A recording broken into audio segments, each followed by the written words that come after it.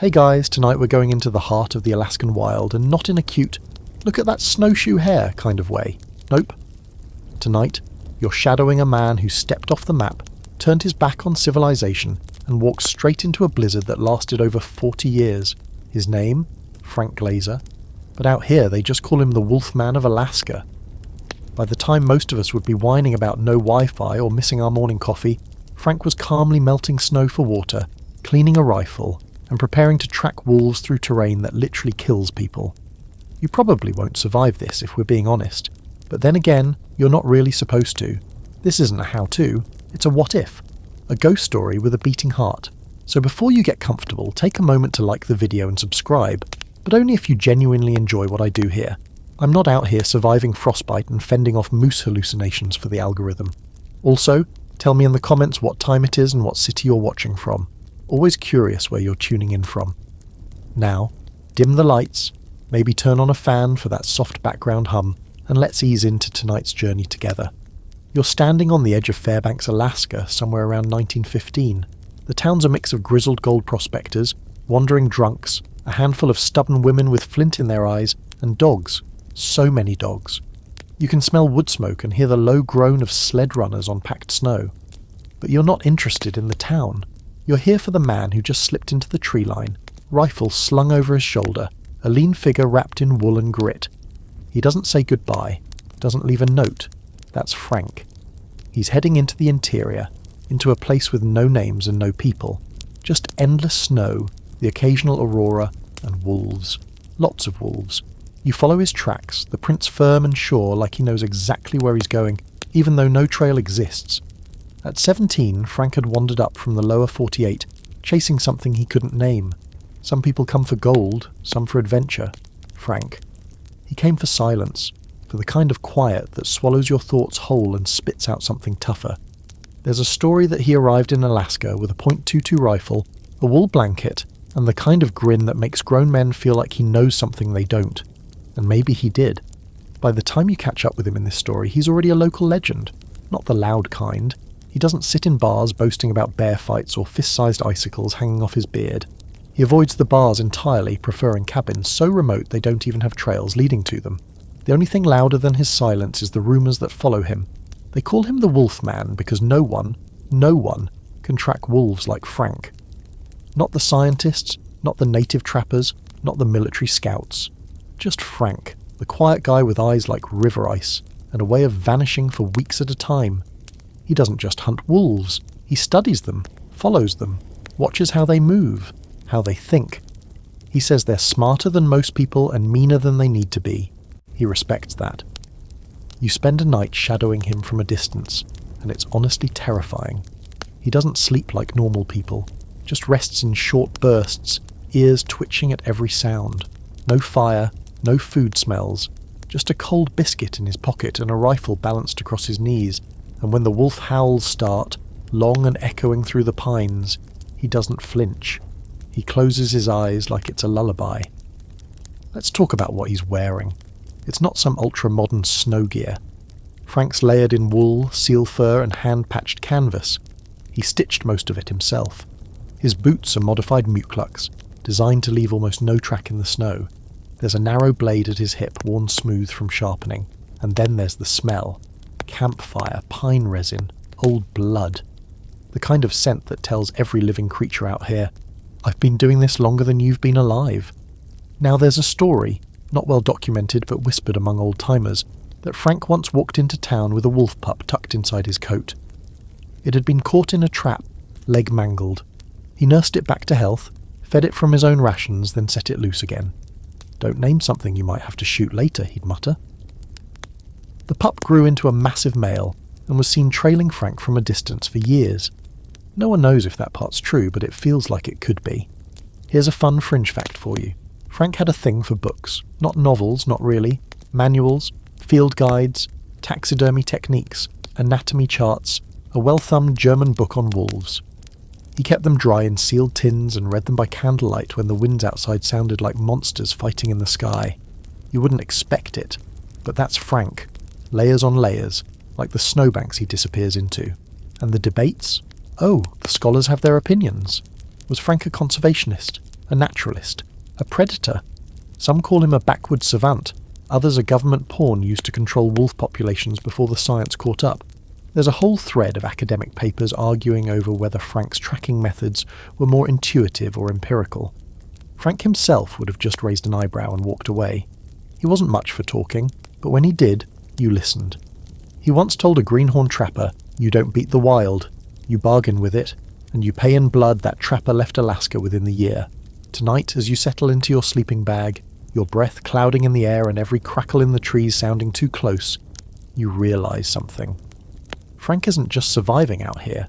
He belongs to this place in a way you never will. He's not fighting the cold, he's part of it. Not evading the wolves, he's negotiating terms. And as you drift off to sleep with that knowledge somewhere out there, maybe a few miles, maybe just behind the nearest ridge, Frank Glaser is crouched low in the snow, eyes trained on a moving shadow, waiting to learn something new. You rewind the story a little, back before the snowdrifts and rifle shots, back to where the man who would become Alaska's Wolfman was just a wiry, sharp-eyed kid named Frank Glazer. It's the late 1800s, and you're in Minnesota, where the winters still bite but the wilderness hasn't yet taken full hold of him. Frank's born into a family of tough German-American immigrants who know more about work than warmth. There's no softness in the Glazer house, just structure, discipline, and an understanding that if you can't fix it, shoot it, or skin it, you probably don't need it. You grow up alongside him for a bit, watching how early he learns to read animal tracks in the backyard, how he trains himself to be still for hours just to watch a hawk circle overhead. While other boys are breaking windows with slingshots, Frank is practicing how to load and clean a rifle with his eyes closed. He's not exactly the kid you'd invite to a birthday party. There's something off about him. Quiet, not cruel. Focused, not fragile. He spends more time with animals than people, and when he talks to them, he talks to them. It's not pretend. It's sincere. It's like he actually expects them to understand him. At school, Frank's not much for sitting still or listening to lectures. You can almost feel him itching to get back to the woods, back to where the rules make sense. He's the kind of kid who gets punished for daydreaming, except he's not dreaming. He's planning. Charting a future that doesn't involve coal stoves and factory belts. He watches the older men come home with blackened lungs and hollow eyes and thinks, nope, not me. Around 13, something shifts. Maybe it's the death of his older brother in a lumber accident. Maybe it's just the relentless tick of time. But Frank begins disappearing for longer stretches into the wilderness, often returning with strange animals in tow. Once, a porcupine that he's somehow convinced not to stab him. You follow him through those early years as he builds lean-tos deep in the woods, experimenting with traps, failing, adjusting, and trying again. There's no YouTube tutorial for survival in the 1890s, no REI catalogue, just trial and cold error. Here's a quirky fringe fact. Frank allegedly taught himself to snare rabbits using techniques he learned by watching foxes, not reading books, not copying other trappers. He'd crouch for hours behind a fallen tree just to see how a fox cornered prey, then mimic the movement. According to one story, he even followed a fox through 2 feet of snow for over a mile just to see where it buried its kill. That kind of patience, borderline obsessive, or genius, depends on how you frame it. By 16, Frank is effectively self-taught in all things survival, tracking, trapping, skinning, butchering. He knows how to set a bone and make lye soap from ashes and fat. You watch him trade furs for ammo in town, rarely smiling, but always nodding respectfully. The adults don't worry about him. They worry about the rest of the world when he's finally turned loose on it. And then it happens. 17 years old, restless and unchallenged, Frank hears whispers about Alaska. Not the kind you hear in magazines or railroad posters, but the ones that reach deeper. The ones passed between weathered trappers at the edge of town, whispered over cups of black coffee in train depots. A place where the wilderness still wins. A land full of mountains, wolves, and room to vanish. That's it. That's all he needs. He doesn't throw a going-away party. Doesn't pack much more than a knife, a rifle, a blanket, and a tin of tobacco he doesn't even smoke. He just goes. Now, here's where things get murky. Historians debate whether Frank hitched a ride on a freight train, or walked most of the way to Seattle before securing passage north. Some claim he stowed away on a supply boat. Others insist he signed on as a deckhand just to afford the trip. What's certain is this. Frank arrives in Alaska just before the Great War breaks out, still practically a boy, but already harder than most grown men. He's not looking to strike gold. He's not running from the law. He just wants space. Silence. Predators. You walk beside him as he steps off the boat in Valdez, and he doesn't flinch at the smell of fish guts, the yelling dock workers, or the sharp taste of sea wind. He just hoists his pack and starts walking inland. No maps, no companions, no backup plan, just instinct and hunger. And if you're thinking, this sounds like the part where he dies, yeah, it really could have been. Most people who show up in Alaska with a dream and a blanket don't make it past the first winter. Frank does, barely. The first few weeks are brutal. He nearly loses a toe to frostbite. Has to learn fast that some snow is just snow, and some snow is death disguised as softness. He miscalculates a river crossing and ends up soaked, shivering, and alone for 3 days before he finds a dry cave. Inside. Bones. Wolf bones. He sleeps there anyway.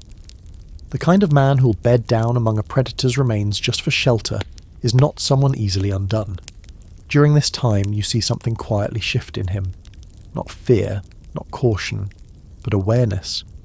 He watches the way the ravens follow him, hoping for scraps. The way wolf tracks circle his camp at night, keeping their distance but always watching. He starts tracking them back, not to kill, yet, but to understand. He notices pack hierarchies by observing prints, scent markings, and droppings. One night, he finds where a pack has buried excess meat for lean times. He doesn't disturb it, just notes it. He's learning the code, and here's where the legend begins to ink itself. People in town start to hear about a quiet young man who seems to vanish into the interior for weeks, even months, and always comes back alive. Sometimes with furs, sometimes with nothing but a new scar and a story he won't tell. That Glazer kid, they start calling him. Strange one. Might be part wolf himself. It's the kind of talk that might scare someone else, but not Frank. For him, it's confirmation. He's not like the others, and he never was. You watch him now as he walks, boots crunching over frost-hardened ground, eyes locked on a horizon only he can see. Frank Glazer is 17, but he already moves like a man who's made peace with dying. He has no family waiting on letters, no sweetheart scribbling his name in the corners of her diary. Just a rifle slung across his back, a knife at his belt, and that lean hunger in his bones that says civilization was never going to be enough. He's heading north, deeper into the unknown. It's 1915 or maybe 1916, depending on who you ask. Dates get slippery out here. The Yukon River curls like a silver thread behind him, and ahead lies what the maps call the interior. To Frank, it's just the place where things get real. No farms, no towns, no lines separating man from meat. Just endless spruce, tundra, mountains, and creatures that have never seen a fence. It's not a path anyone recommends, that's the point. He doesn't just stumble into the wild, he hunts it down. Locals try to warn him. There's a grizzled trapper in Tanana who leans close and mutters, "You go that far in, you might not come back." Frank just nods, thanks the man, and keeps walking. It's not arrogance, it's a quiet promise to himself. I'll come back, but I won't come back the same. The gear on his back is laughably minimal, by today's standards anyway.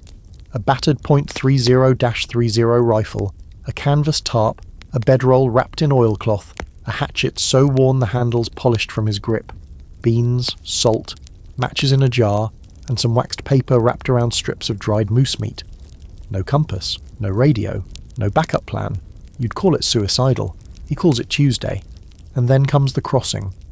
You're with him as he picks his way across the Talkeetna Mountains, a place where weather turns faster than thought, and wind screams like it's trying to rip the skin off your face. He nearly dies, twice.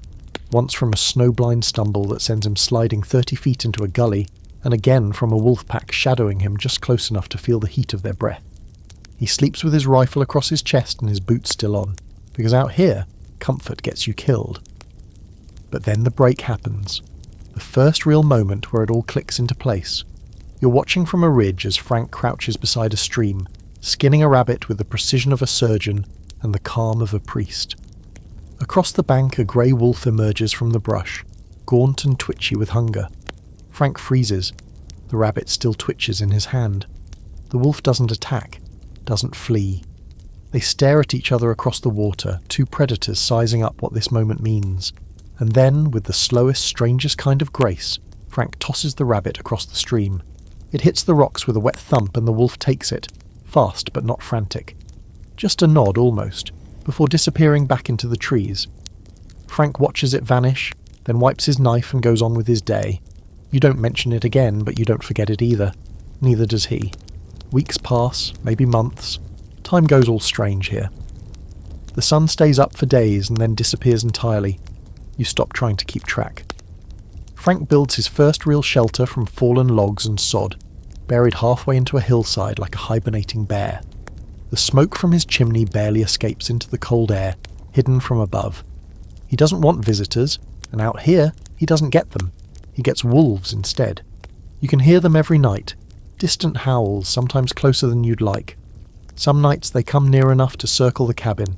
Frank doesn't chase them off, doesn't shoot. He just listens, studies. He's tracking a particular pack now, one he's nicknamed the Ridgebacks, because several of them have a distinctive dark stripe down their spines. He notes where they den, what they eat, how they move when they're spooked. He says they're smarter than dogs, more disciplined than men. Here's a strange but true fact. Frank kept a kind of mental ledger of individual wolves, gave them nicknames, remembered their gait, their limp, their eye colour. He could tell by a paw print if a wolf was stressed, sick or hungry. According to one Fairbanks biologist, Frank once correctly predicted a wolf pack's den relocation 2 weeks before it happened, just by watching their scat patterns and kill site behaviour. It's either uncanny instinct or a level of obsession that's downright uncomfortable. The people in town start hearing about him again.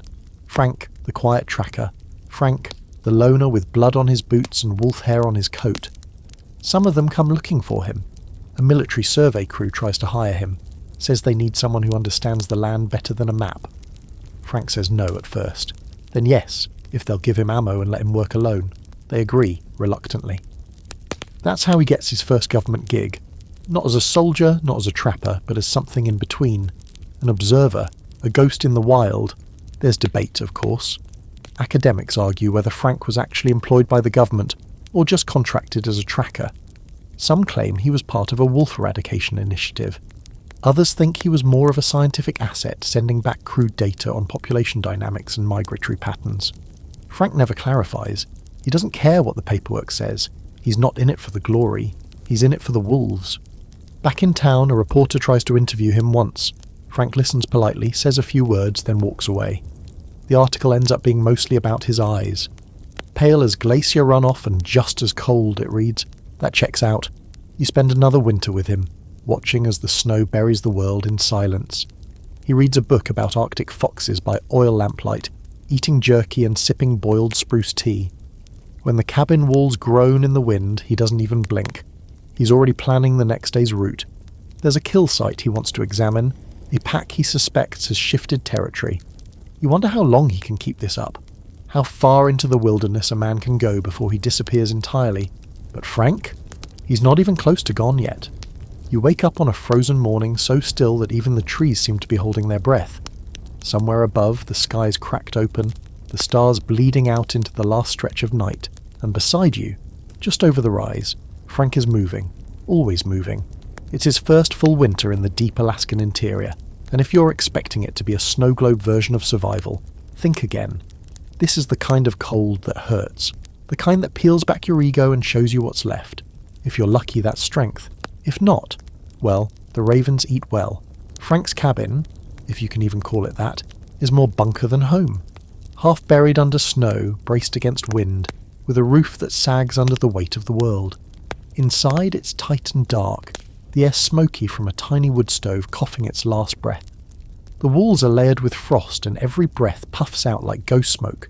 He's not cuddled up under fir throws reading poetry. He's chewing on dried moose meat and reinforcing the door with spare traps. You can feel it in your chest. This isn't a man waiting for spring. This is a man surviving minute by minute. You don't get warm out here. You just learn how to stop noticing that you're cold. The first wolf attack comes without warning. Frank's checking a trapline about 2 miles from the cabin when the quiet gets weird. You know that kind of quiet. The wrong kind. No birds, no wind. Just the sound of your own breath and the crunch of your boots in deep snow. Then he sees it. The telltale streaks in the white, paws dragging slightly, blood in the pattern. Something's injured. A wolf, likely caught and escaped. He follows the trail, and that's when the rest of the pack shows up. Now, wolves don't usually go after people, not unless they're desperate, but desperation is the only law out here. Frank barely has time to shoulder his rifle when the first one lunges from a snowbank, mouth open and silent like a living shadow. He fires, once, twice, the shots echoing flat and fast across the trees. One wolf drops. The others retreat but don't vanish. They hover, circling, watching.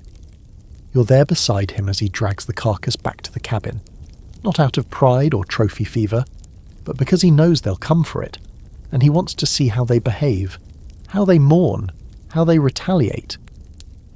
The next night they do come.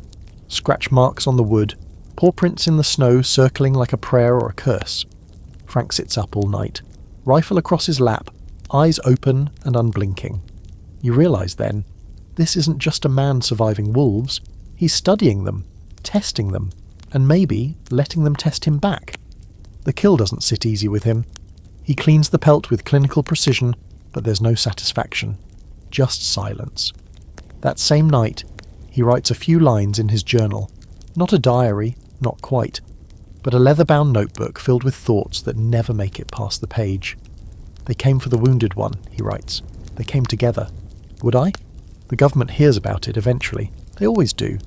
Word travels slow but steady, and when someone in Fairbanks mentions the wolf that tore through a sled dog team before being dropped by, that Glazer fella, ears perk up. Within a few weeks, a curious telegram arrives. An offer, more like a suggestion. The Territory's Bureau of Biological Survey wants to pay Frank to track and dispatch problematic wolves. They're threatening supply routes, livestock, even human settlements. Frank shrugs and says sure, but he does it his way. Here's a weird historical twist for you. Frank wasn't just allowed to hunt wolves, he was authorised, made semi-official. Imagine that. A man who lives in a snow-covered hut with no running water gets government letters addressed to Mr. Frank Glazer, Wolf Hunter, Interior. That's not a nickname anymore, that's a job title, but don't mistake it for glory. Frank isn't out here stacking wolf skulls or taking joy in the hunt. In fact, there's a visible tension in him now, a pull between duty and something deeper. He kills because he's asked to, because he understands the balance. But every wolf taken feels like a paragraph ripped out of a book he's still reading. That winter continues to punish. Temperatures dip to 60 below. You feel it in your teeth, like the cold is trying to crack you open. The stove can't keep up, and Frank has to sleep in shifts, waking every hour to feed it, lest the cabin freeze over entirely. He burns his last pair of socks one night, accidentally kicked too close to the flame, and just shrugs, wrapping his feet in dried grass and rabbit hide. One night, delirious with cold and fatigue, he hears footsteps outside. Heavy ones, not wolves, not human either. A bear. Number. It's months too early for them to wake. He grips his rifle and waits. Nothing. Then, just as sleep starts to pull him under, there's a low, rumbling howl. Not a wolf. Something older, deeper. Maybe it's just the wind. Maybe it's the cabin groaning. But Frank never forgets that sound. Says years later that was the first time he felt something watching not his camp, but him. People in town are starting to whisper about him differently now. Not just the quiet trapper or wolf killer. They call him Wild Frank, Ghost Eyes, that man who knows the cold. Kids dare each other to walk into the trees and yell his name. Grown men claim they saw him vanish into fog like smoke. He doesn't care.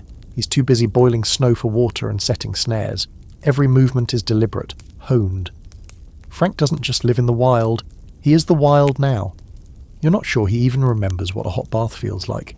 You spend the final stretch of that first brutal winter in a haze of repetition. Trap, eat, track, sleep, repeat. It's like being on the moon. The wolves grow bolder, they stop hiding.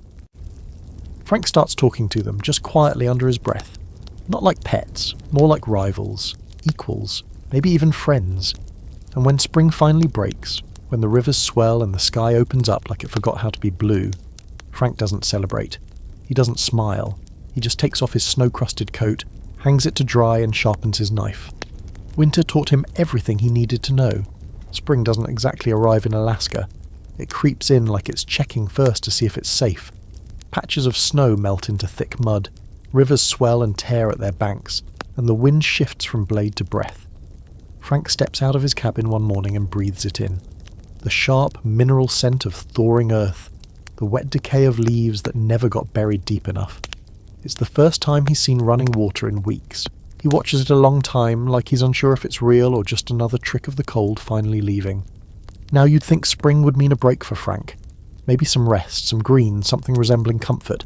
But no, spring is when everything wakes up hungry. Bears stumble out of their dens, disoriented and ravenous.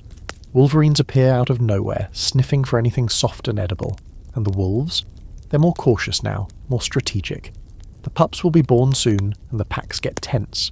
It's the season of new life, sure, but also of short tempers and sudden violence. Frank starts extending his routes. He's tracking new territory now, following the Ridgebacks, his favourite pack, the ones he's been studying for over a year.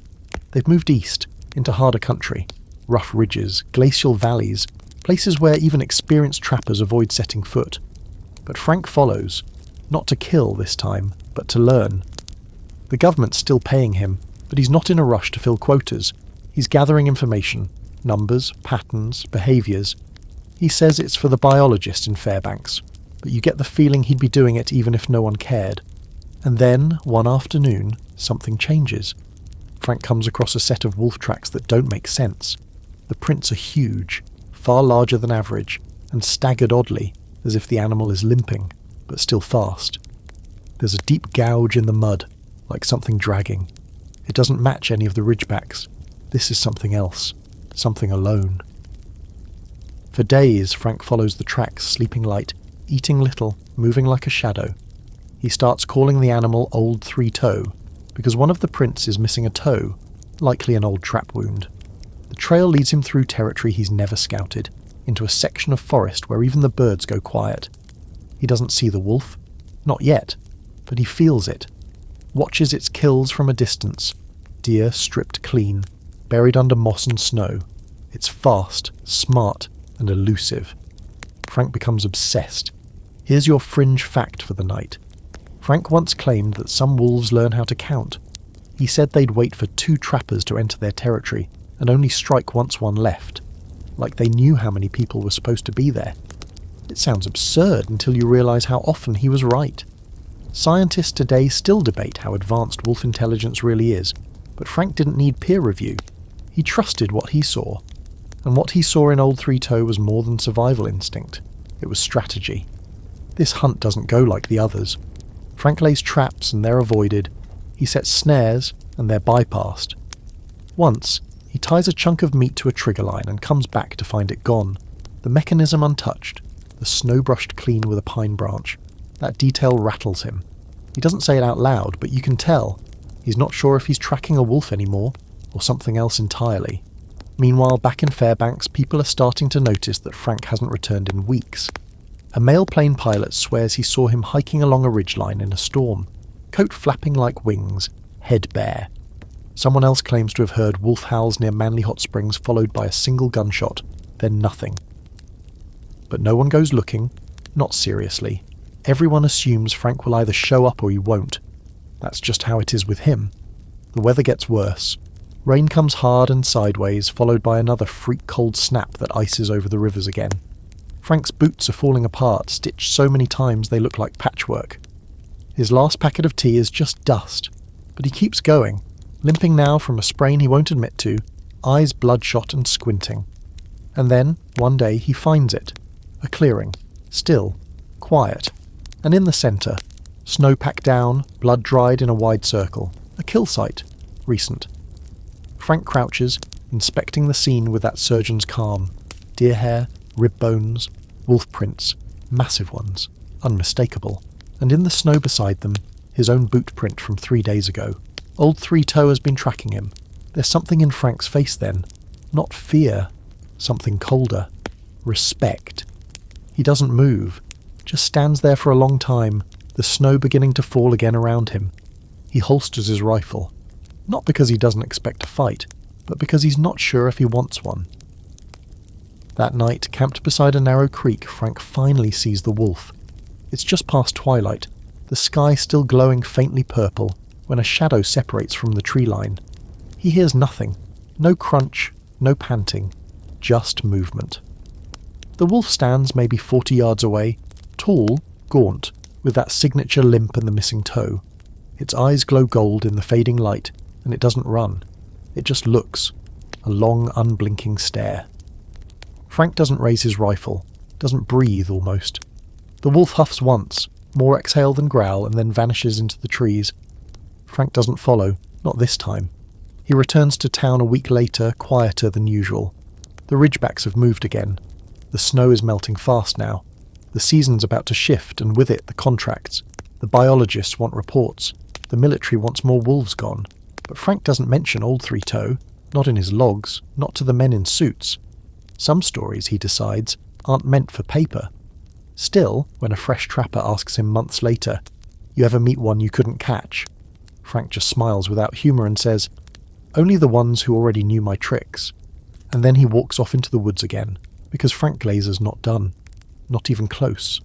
You're sitting beside Frank on a rocky outcrop above a frozen valley, the wind curling up and around you like a living thing. He's not speaking, but you can feel his thoughts moving, measured, sharp, relentless. Below, a cluster of dark specks moves across the snow. Wolves, a full pack, maybe 9 or 10 strong. They're spread out in a fan, tracking a wounded caribou. Frank watches them like he's reading a book written just for him. Every tail twitch, every footfall, every pause is a word, and he understands every sentence. This is what he lives for, not just the hunt, but the watching, the understanding. Most people think wolves are chaotic, instinct-driven, wild. Frank knows better. Their hierarchy is rigid, purposeful. There are rules, social ones, emotional ones. The alpha leads, yes, but it's the pack's cohesion that keeps them alive. Their communication is subtle. Body language, scent, eye contact. Frank's picked it all up. He doesn't just track them anymore, he thinks like them. Today he's not hunting, just observing. He's lying prone in a shallow nest of snow and rock, wrapped in canvas and still as death. He's been here for hours, no fire, no food, just his breath, slow and controlled, barely misting in the cold air. And you're there beside him, shifting every so often just to remind yourself you still exist. But Frank, he's gone full ghost. You could blink and miss him. A man-shaped silence. The wolves are closing in on the caribou now, working in a semicircle to flank it. The alpha, a tall male with one white ear, signals with a glance. A younger wolf sprints right, driving the caribou into the waiting teeth of the others. It's quick, brutal, yes, but efficient. The kill happens with almost no sound. Snow, blood, steam. The pack doesn't fight over it. They take turns, waiting, nipping gently if one lingers too long. Frank scribbles notes in a tiny weatherproof book, hands gloveless so he can feel the pencil. His fingers are purple from cold. Here's something unexpected. Frank isn't just a tracker, he's a naturalist. Maybe not in the academic sense. No degrees, no lab, but in the way that matters. He sends reports back to the Bureau of Biological Survey detailing not just wolf populations and movements, but behaviour, mating habits, pack splits, alpha displacements, birth rates, you name it. His work becomes foundational, though no one realises it until years later. Some of the early federal wolf studies, yeah, those start with Frank's notes, copied from stained pages that smell like pine pitch and blood. And now, the fringe fact of the night. Frank was once recorded mimicking wolf vocalizations with near-perfect accuracy. It wasn't a party trick, it was field work. He'd crouch alone in a clearing and howl, not randomly, but in deliberate patterns, then wait to see how nearby packs responded. Sometimes they answered, sometimes they came close. One trapper swears he saw a wolf walk within 10 feet of Frank, pause, and simply turn away, as if recognizing something familiar. Frank never confirms the story, but he doesn't deny it either. But with all this admiration, you start to notice something else taking root in Frank. Attention. Not regret exactly, but awareness. The more he understands the wolves, the more complicated the killing becomes. Early on, when the government orders him to cull problem packs, he complies. efficiently and cleanly. But now, you can see it in his eyes when he steps over a trap with nothing in it. Relief. You hear it in his voice when he says, "They moved east. Smarter than me this time."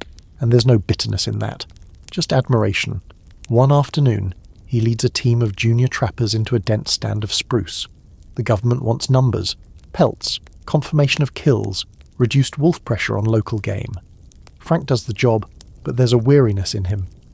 When one of the young men shoots a female wolf mid-meal, Frank walks over silently, kneels by the body, and traces a scar along her ribs. "She was leading," he says, almost to himself. "They'll scatter now." Lose their rhythm. The kid shrugs and grins. One less to worry about, right? Frank doesn't answer. He just gets up, wipes the blood from his gloves, and starts walking. There's an argument brewing in academic circles, one that will rage long after Frank's gone. Was he an early conservationist or just an effective killer? Some call him a proto-ecologist, pointing to his meticulous notes and refusal to waste kills.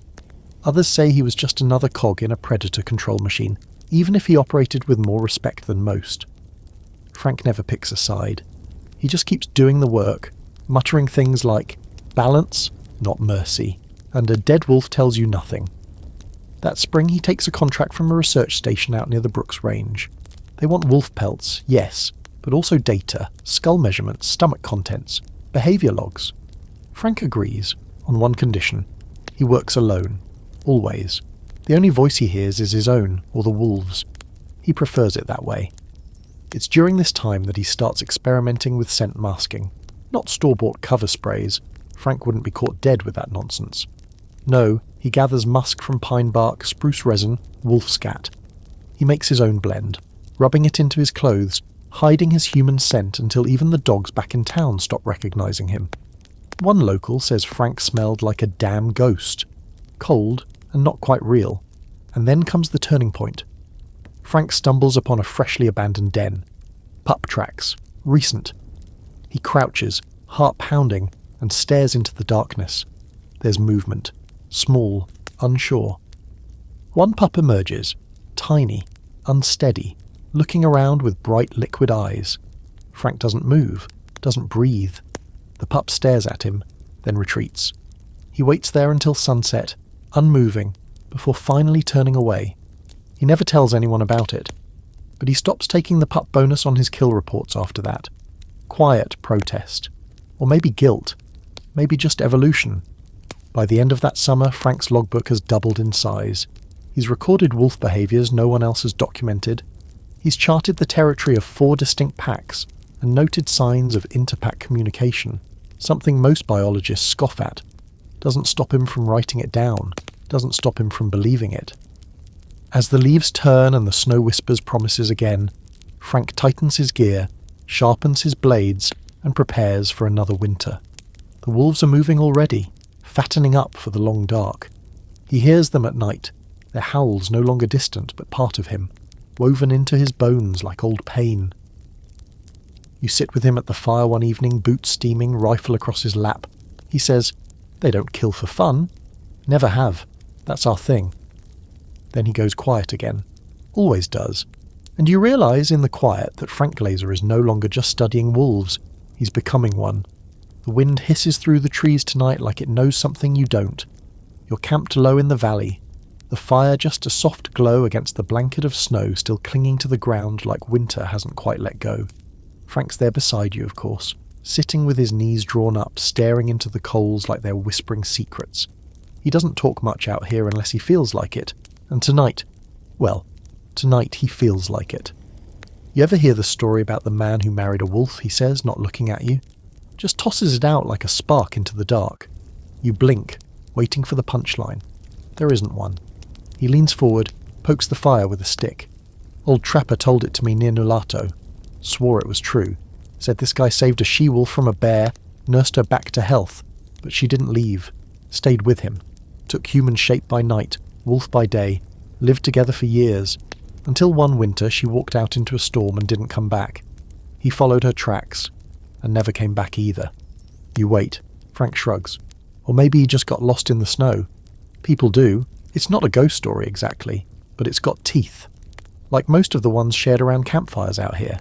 In the dark and cold, stories get warped. Truth and fiction dance until you can't tell one from the other, and no one really wants to. Frank has heard them all, collected them like pelts, and not just the usual legends passed from trappers to travellers. He listens to the native elders too, listens better than most white men, doesn't scoff, doesn't interrupt. He knows there's power in those old tales. One such tale stays with him, keeps coming back like smoke in the wind. It's told by a Koyukon elder he once shared a meal with during a storm delay. The story goes like this. There was a time when wolves and humans could speak the same language. They hunted together, mourned together. But humans broke the pact, grew greedy, cruel. So the wolves left, stopped speaking. That's why, the elder says, wolves look at us the way they do, like they remember who we were. Frank didn't laugh. He nodded once and said, "Makes sense." You realise then that Frank doesn't just study wolves, he believes in them. Not in a cartoonish, mystical, hug-a-predator kind of way, but in the sense that they're a people, a culture, one with rituals, hierarchies, grief. He's seen it too many times to pretend otherwise. The way a pack returns to a site where one of theirs died. The way they pace around a trap that's taken a member, leaving prints in a strange, spiralling pattern.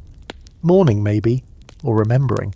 Tonight the fire crackles low and Frank starts telling more stories. Real ones, or at least real-ish. He tells you about a time he was caught in a whiteout near the Yukon. Couldn't see more than a foot in front of him. No compass, no sun, just endless whirling snow. He walked for hours, maybe days. Hard to say, nearly frostbitten, hallucinating. Says he saw something in the storm, a shape, not a wolf, not a man, something in between. It walked beside him for a while, didn't speak, didn't look his way, just kept pace. When the wind died and the snow cleared, it was gone, but he was only a half-mile from a hunter's cabin. The kind of luck that feels more like intervention. You wait for him to say he dreamed it. He doesn't. Here's a fringe detail that never made the papers. Frank kept a small pouch tied to his belt. Inside, tucked between matches and bits of sinew, was a carved bone charm. Rough, smoothed with age, shaped vaguely like a wolf's head. No one knows where he got it. Some say he carved it himself. Others think it was a gift. When asked, he'd just say, "Keeps things quiet." And quiet's important out here. The wilderness doesn't like noise. It swallows it, sure, but it never forgets it. You hear it in the echoes, the ones that shouldn't be there. And Frank's learned, over years of hunting, tracking and listening, that the wild has its own language. His fire is never too bright, his voice never too loud. He walks with the wind, not against it. If the wolves are howling, he stops to listen. Always. Now, not everyone believes his stories, of course. There are trappers who think Frank's gone soft in the head. Spends too much time out there alone, they mutter in bars, starting to think he's a wolf himself. But others aren't so quick to mock. They've seen what he brings back, or rather, what he doesn't. Some years, his traps come back empty, not because he failed, but because he let them go. Said the pack needed that one, said it wasn't the right time. There's an ongoing scholarly debate, still unresolved by the way, about whether prolonged isolation in extreme environments causes humans to anthropomorphize wildlife more than usual. Basically, the question is, do people like Frank start seeing wolves as people because they're lonely, or because they're finally seeing the truth? Frank doesn't bother with debates. He's not trying to prove anything. He's just trying to understand. You fall asleep that night to the sound of wind and fire, Frank's voice still echoing in your head. They don't lie, wolves, he said. They don't pretend to be something they're not. You always know where you stand, with them or against them. Wish people worked the same way.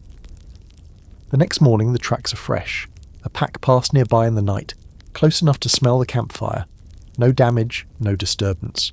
Just a circle of prints around the edge of the clearing. A quiet acknowledgement. Frank nods when he sees them, like he expected it. He doesn't say anything. He just packs up camp and starts walking. Later that day you catch a glimpse of something out of the corner of your eye. Grey, low to the ground, slipping between the trees. You stop. Turn. Nothing there. Frank doesn't stop, just mutters, "They're checking on us. Seeing if we still remember who we are." You do remember, for a little while. But Frank, he never forgets. You can't help noticing the scratches. Not on Frank, he's as intact as ever, if a little more angular. a little more faded at the edges, but on his rifle, long deliberate gouges along the wooden stock, not battle damage, not wear. These are counted marks, tally lines, each one carved with a steady hand and a sharp blade. You ask him about them one day, casually, like you're not sure it's even your business. He doesn't answer at first, just runs his thumb over the newest line and says, "Reminders." Of the ones who almost got me, he doesn't smile when he says it, doesn't look at you. Then he sets the rifle down like it's something alive and sleeping. There are 6 tallies. You don't ask about the rest. Frank has a few scars, sure. One across his scalp you only notice when the wind flips up his cap, and another just above his left wrist that looks suspiciously like teeth. But the more dangerous wounds aren't always visible. You're deep in it with him now, shadowing him through a section of forest that feels older than time. Pines so tall you can't see the tops, snow muffling everything until it's like walking through someone else's dream. The ridgebacks are nearby again. Frank senses them long before you do. He stops in his tracks, kneels, touches a tuft of disturbed moss. They moved fast, chased something, maybe caribou. You try to see what he sees. You fail, obviously. He tilts his head, listens, nods to himself, then starts moving again. The days blur into each other now. Tracks, kills, storms, shelters hacked into the sides of ridges. You've eaten more squirrel meat than you thought possible, and you're starting to prefer spruce tea over anything civilized. Frank still doesn't talk much, but when he does, it's usually when you're not expecting it. Like the time you slip crossing a stream and land hard on the ice, soaking your boots. You're swearing under your breath, trying to wring out the cold, when Frank crouches nearby and says, "One time I spent 2 nights inside a dead moose." You blink at him. Storm came in fast, no trees, no cover, gutted it, crawled in, stank like sin, but I woke up warm. You want to laugh. You don't. Because he's not joking. Here's your quirky fact for the night. Frank once kept a running list of accidental meals. Things he ate not out of curiosity, but because he'd run out of everything else. Bark tea, fried lichen, boiled owl. Once, a chunk of bear fat that had turned so sour he chased it with charcoal to avoid poisoning himself. He said it tasted like rancid soap mixed with sadness. But for all the hardship, and it is endless, there's a strange, steady rhythm to his life. You begin to understand it, just a little. The predictability of the wilderness, the way danger announces itself if you know what to listen for, the way silence isn't empty, it's informative. Frank isn't anxious or paranoid like you'd expect a man alone for so long to be. He's alert, tuned in, alive in a way most people never even get close to. Still, even Frank has his moments. You're holed up in a lean-to during a storm that seems like it might actually peel the skin off the earth. Snow is coming in sideways, wind howling like something's dying out in it. Frank's got the fire low, just enough to keep your limbs from stiffening, and you're both sitting in silence when he says suddenly, "Came close once. Real close. About 5 years back." You glance over, he's staring into the fire like it owes him something. Tracked a rogue pack north near the Arctic Circle. Not mine. Different blood. Meaner. Got caught in a ravine. Ice gave out. Fell maybe 15 feet. Busted my shoulder. Rifle jammed. Night coming. Couldn't climb out. You wait. He doesn't rush. They circled me. 4 of them. Didn't rush in. Just watched. Hours. I was bleeding into the snow. Half delirious. I could hear them breathing. You ask what happened. Don't know. Next thing I remember, I woke up and they were gone. Just gone. Snow over my tracks. No blood trail. Like they'd never been there. He shrugs. Sometimes I think they knew I wasn't ready. Or maybe they just got bored. You don't ask again. This is where the debate comes in. The big one. Whether wolves can choose mercy. Most scientists will tell you wolves aren't moral agents. They respond to instinct, hunger, threat, and opportunity. But Frank doesn't buy that. They think, he says, not like us. But they weigh things. Not everything's teeth. You wonder if he's romanticizing them. You wonder if he has to. Maybe, after decades of solitude and watching, the only way to keep yourself sane is to believe the things you're staring at are looking back. Later that week, you're climbing a ridge when Frank suddenly goes stone still. His hand rises, palm out, sharp, silent.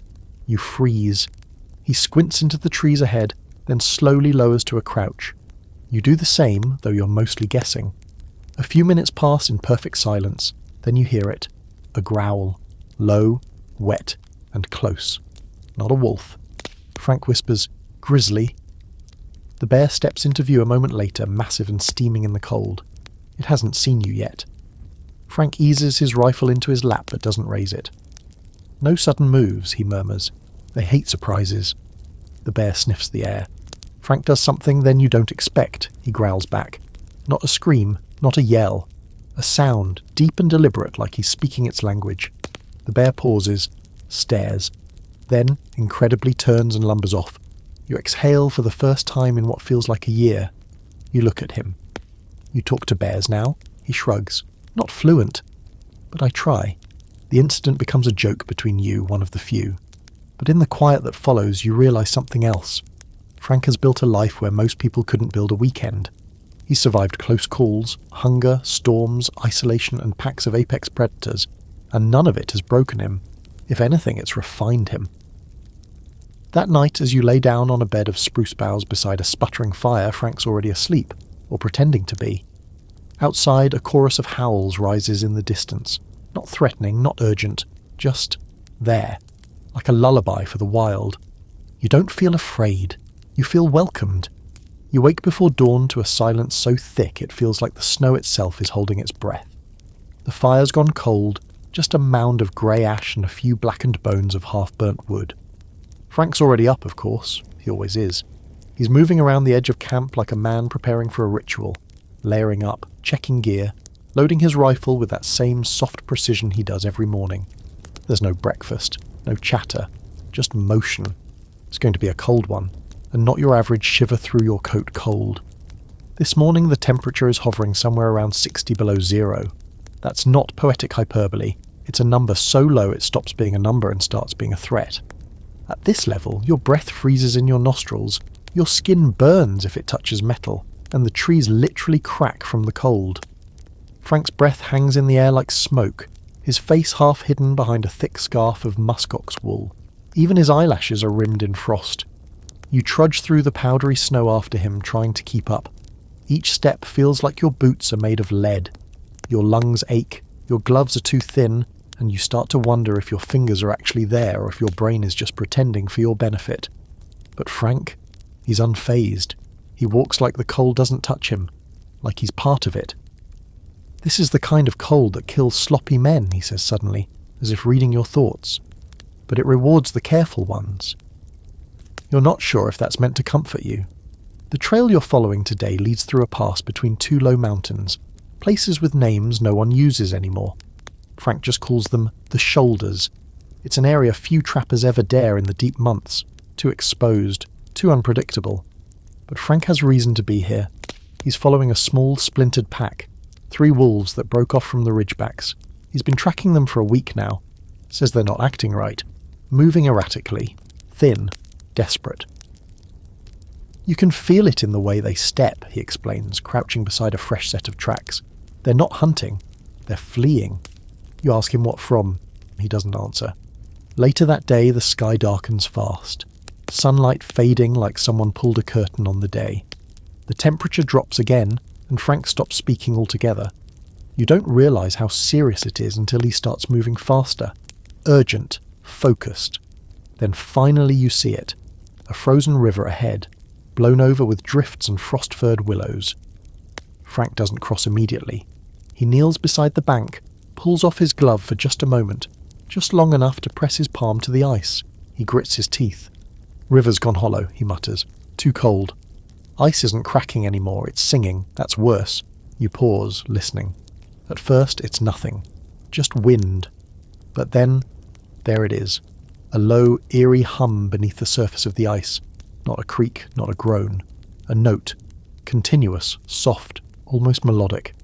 The kind of sound that feels like it's coming from inside your ears. You glance at Frank.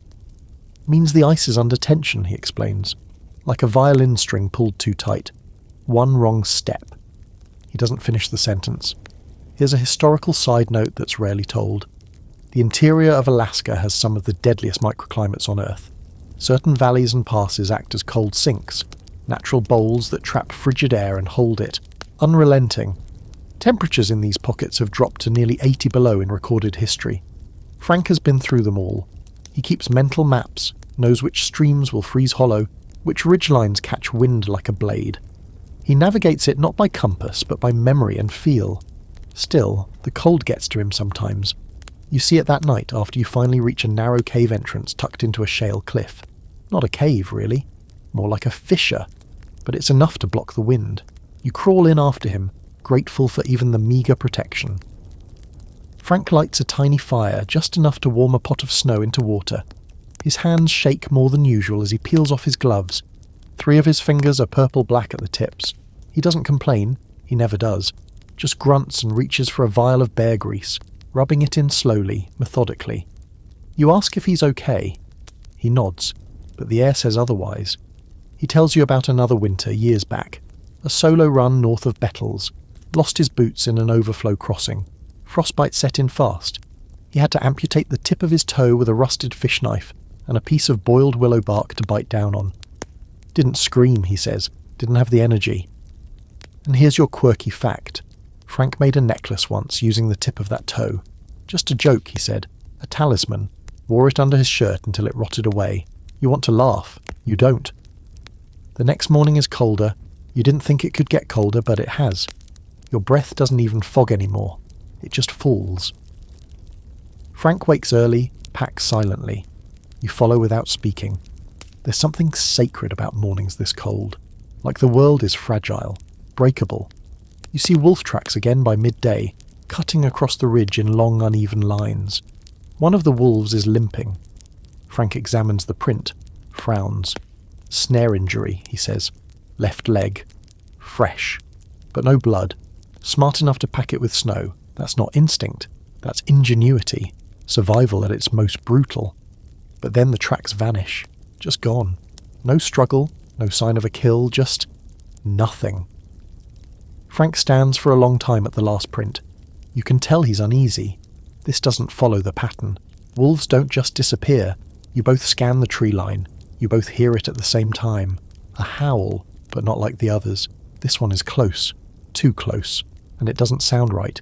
It wavers like a recording played backward. Frank's face tightens. He doesn't say a word, just turns sharply and starts walking fast. You jog to catch up. What was that? He says. Not ridgebacks. Not any pack I know. You press. Then what? Frank stops, looks over his shoulder and says in a voice low and flat, something old.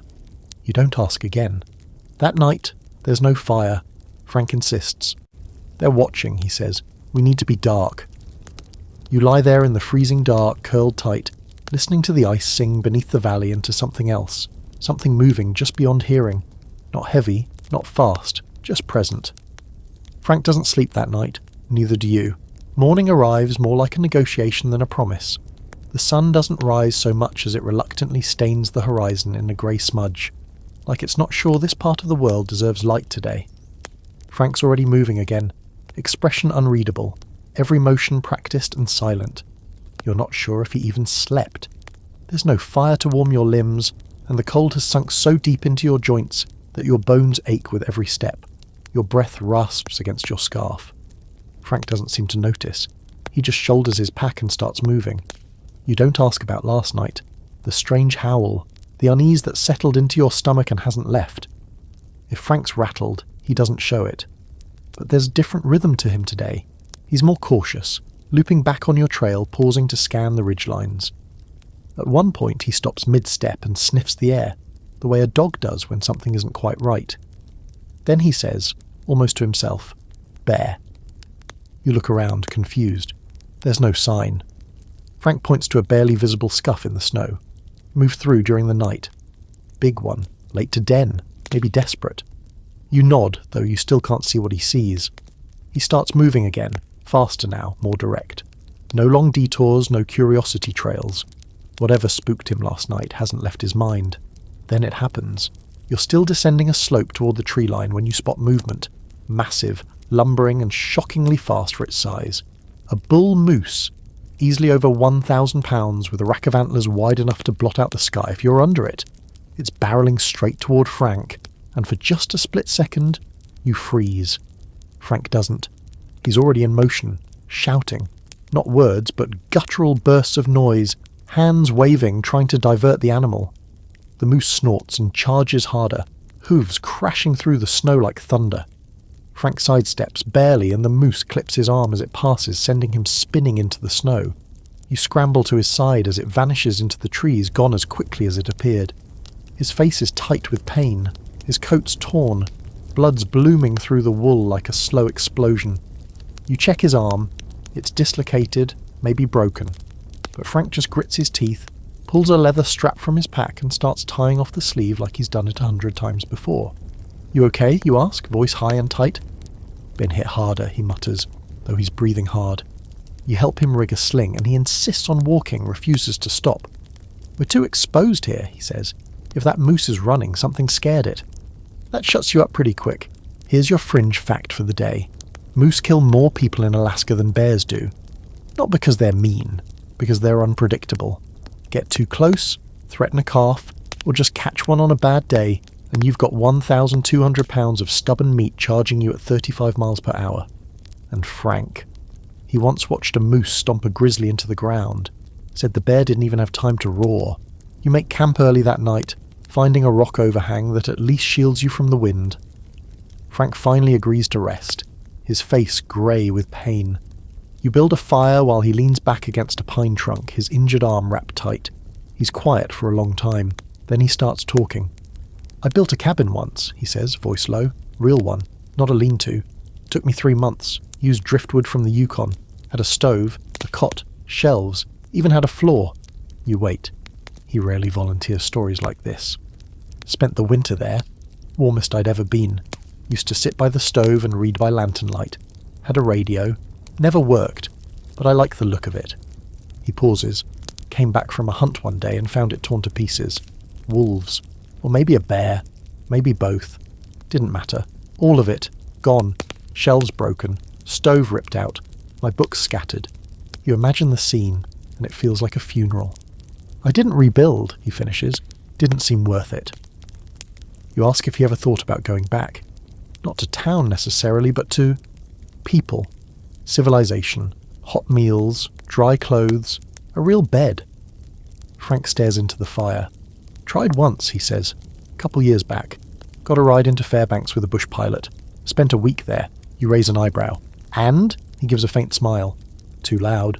Smelled like diesel and wet paper. People talk too much. Ask questions they didn't want real answers to." You chuckle. "So you just walked back out?"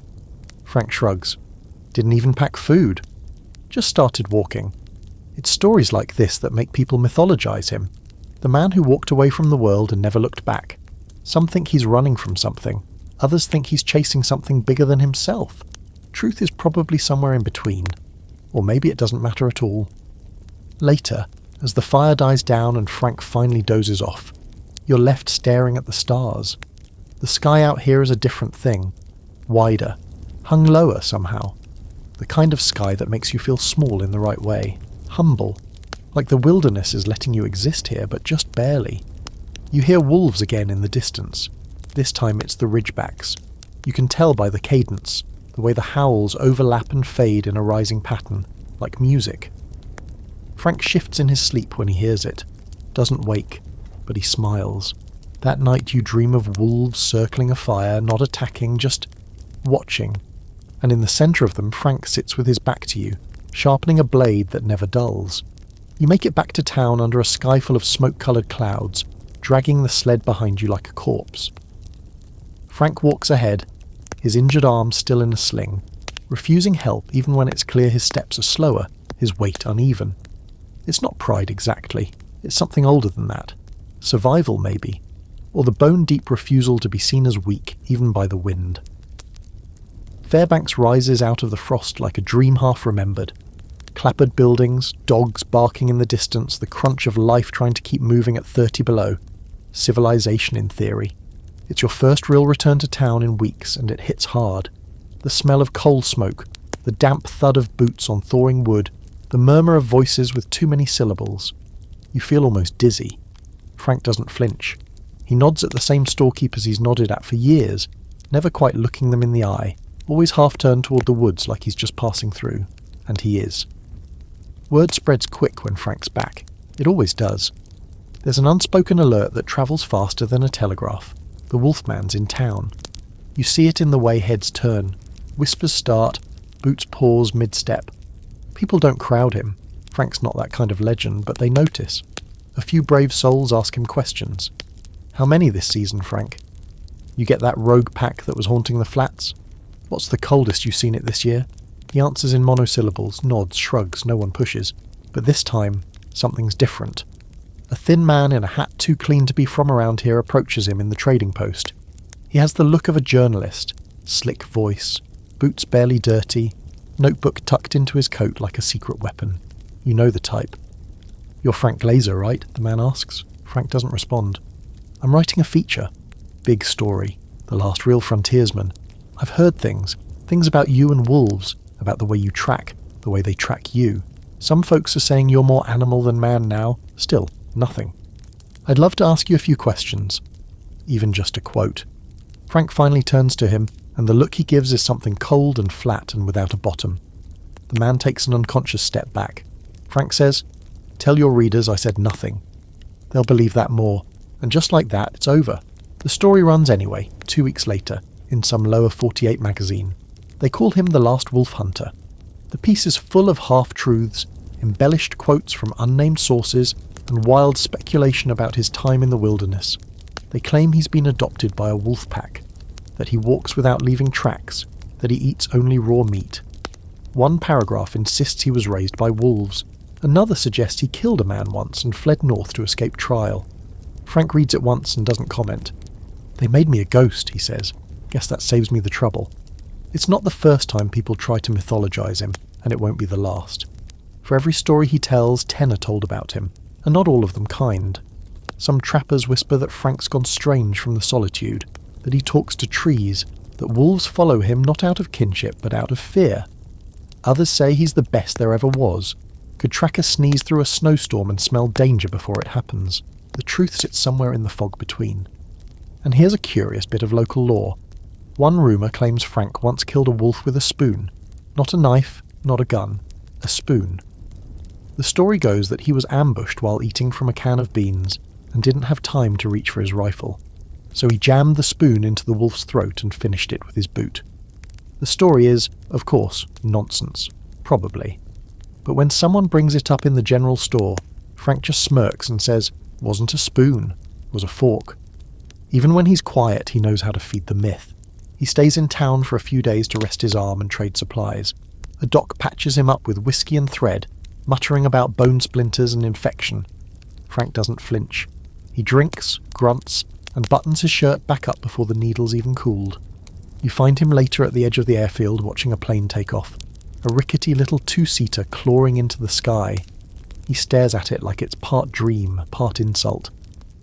"You ever wanted to fly?" you ask. Frank shakes his head. The air's not honest. "You don't know what's holding you up." Then he adds, "Besides, if you crash out there, nobody's coming." And he's not wrong. By the end of the week, he's already restless. You see it in the way he scans the tree line, in the way his boots are always half-laced, ready to move. Civilization's an itch he can't stop scratching, and every time he tries, it draws blood. He belongs to the wild now, even if he doesn't like saying it out loud. Before he leaves, he does one strange thing. He goes into the post office and buys a single sheet of paper and an envelope.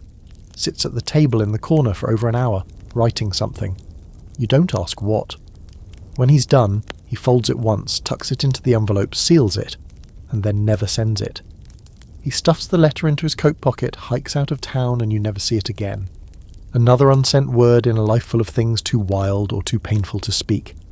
That evening, he's already halfway up the slope out of Fairbanks when he stops, turns and looks back just once.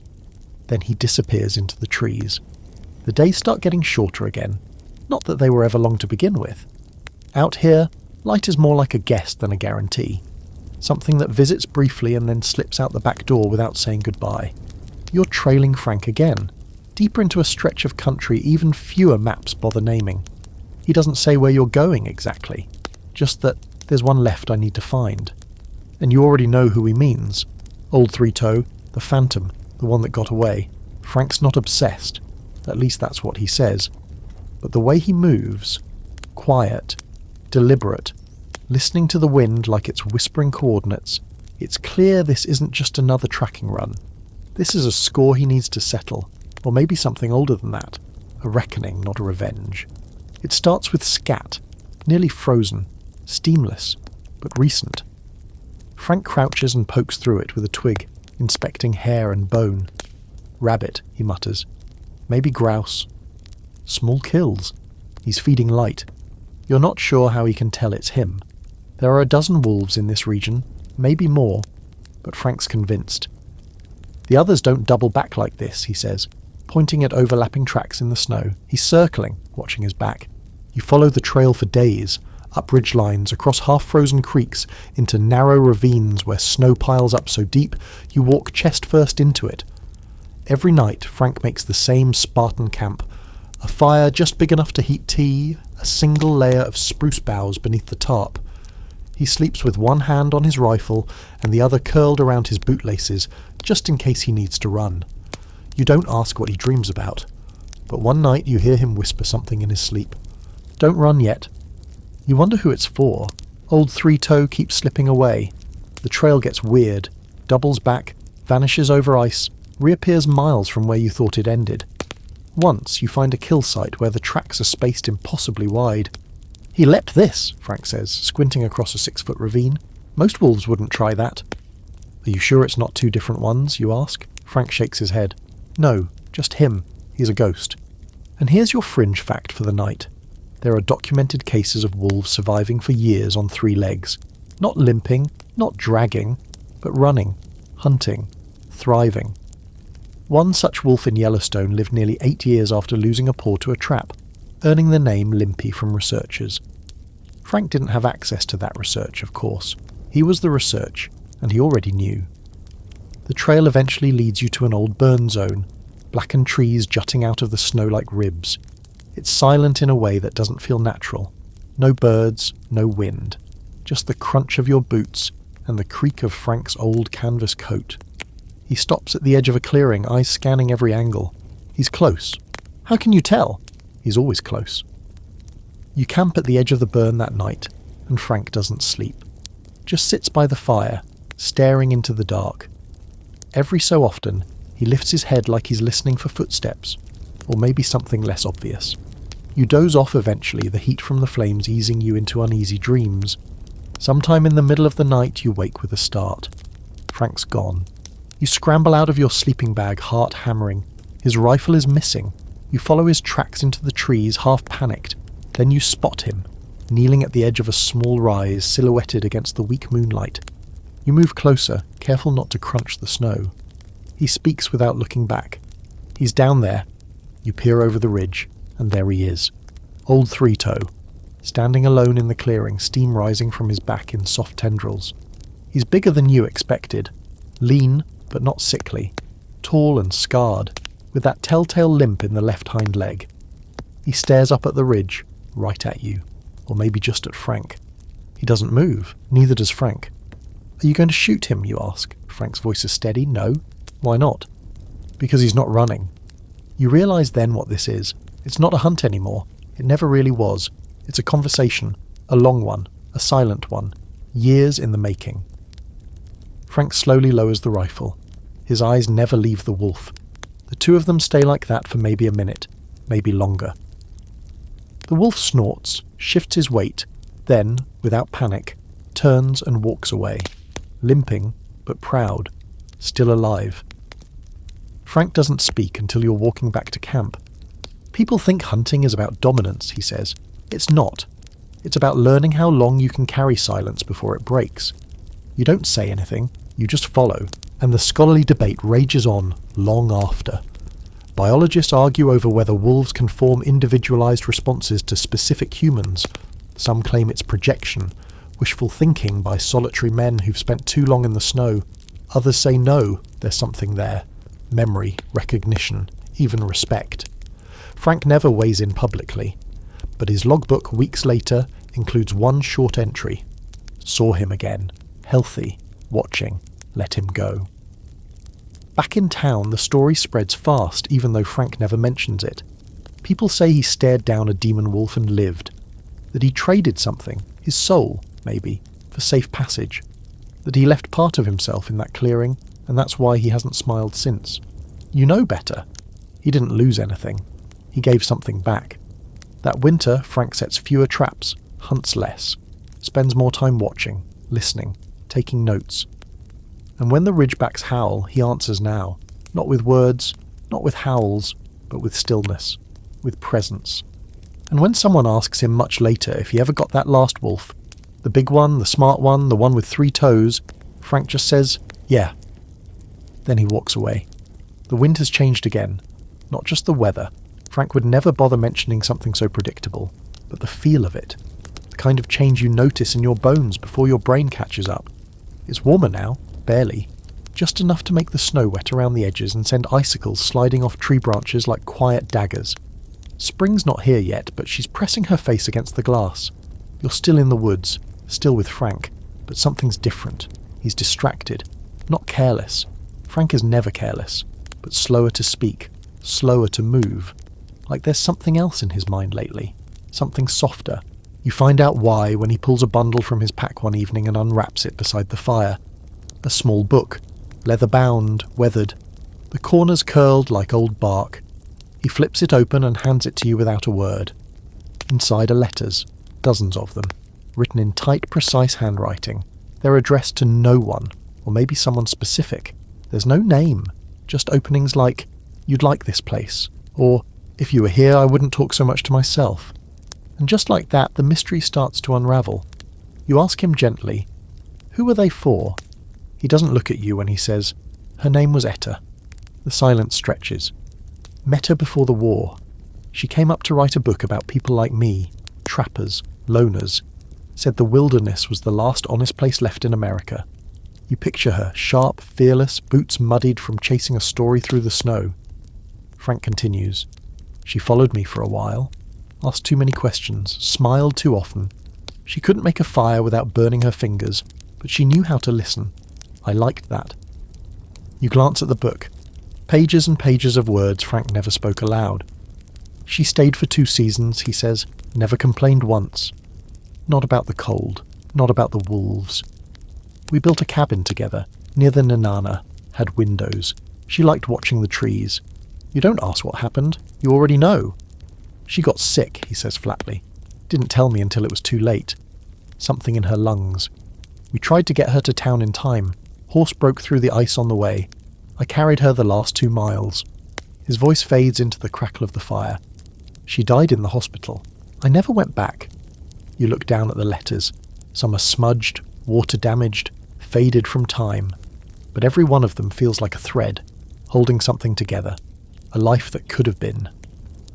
"I write one every now and then," he says, "when I see something she would have liked. A bird she never got to name. A pack behaving strange. The colour of the sky before it snows. You nod. You don't say anything. There's nothing to say. Here's a strange little detail few people ever knew. Frank could quote poetry. Not a lot. Just a few lines. Mostly from Robert Service or Jack London. Sometimes something softer. Etta had taught him those. You remember now how he once muttered, "And the stars are all alight," while watching a wolf cross a frozen lake at dusk. At the time, you thought it was just another one of his weird sayings. Now you know better. Later that night, Frank pulls something else from his pack. A folded piece of flannel cloth wrapped around a small tarnished locket. Inside, a photo. Faded beyond recognition, but the outline of a woman is still there, smiling slightly, her hair wind-blown. You barely get a glimpse before he tucks it away again. "She said the woods made me quieter, but not better," he says. She wasn't wrong. You wonder if he ever considered leaving the wild after she died, building a new life somewhere warmer, softer. But then again, maybe this is the only place he can carry her. Maybe it's not the wolves or the silence he's loyal to, but memory, ritual, the ache of what stayed behind. There's a theory among wilderness psychologists, yes, that's a real field, that prolonged exposure to isolation doesn't just change your behaviour, it changes your grief. That out here, far from routine and distraction, sorrow takes root deeper. That people like Frank don't move on, they just carry, and carry, and carry. In town, people whispered about a woman once, said Frank had a girl back in the day. Some said she ran off. Others claimed she was eaten by wolves. The truth, like most truths, is quieter than that. Sadder. More human. The next morning, Frank's different. Not broken, he was never breakable, but softened. More present.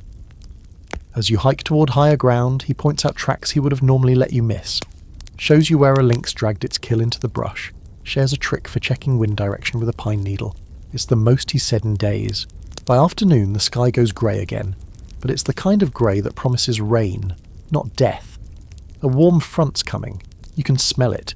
You sit on a ridge beside Frank, watching clouds crawl across the sky.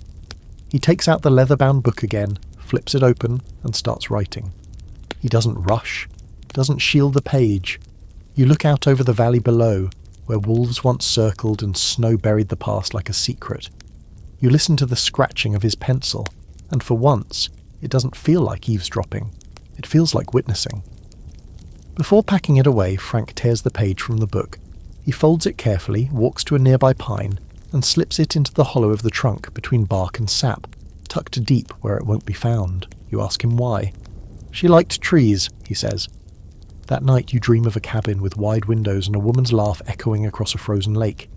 And in the distance, a wolf with a limp stops to listen, then disappears into the trees. You're back on the move again, following a creek swollen with meltwater, its banks slick with moss and the first hints of green trying to punch through the thaw. Frank moves ahead, quieter than usual, which is saying something. His footfalls barely disturb the undergrowth, even though your own boots keep sinking into soggy patches that try to steal your balance and your dignity. It's late spring now, or maybe early summer, depending on how you mark time out here. The trees have gone from skeletal to watchful, their new leaves rustling like whispers. Frank finally stops at a bend in the creek where the water pools deep and slow beneath a downed birch tree. He crouches, sniffs the air, then speaks over his shoulder. You're about to hear a story that makes no sense. You raise an eyebrow. Frank's stories never make traditional sense, but he's usually not so upfront about it. He motions for you to sit. Then he does something odd. He removes his hat, sets it gently beside him, and lights a tiny bundle of dried herbs from a pouch you didn't even know he carried. The smoke curls upward, earthy and strange, and Frank's expression shifts from wary to something almost respectful. You hear it before you see him. Footsteps. Light. Measured.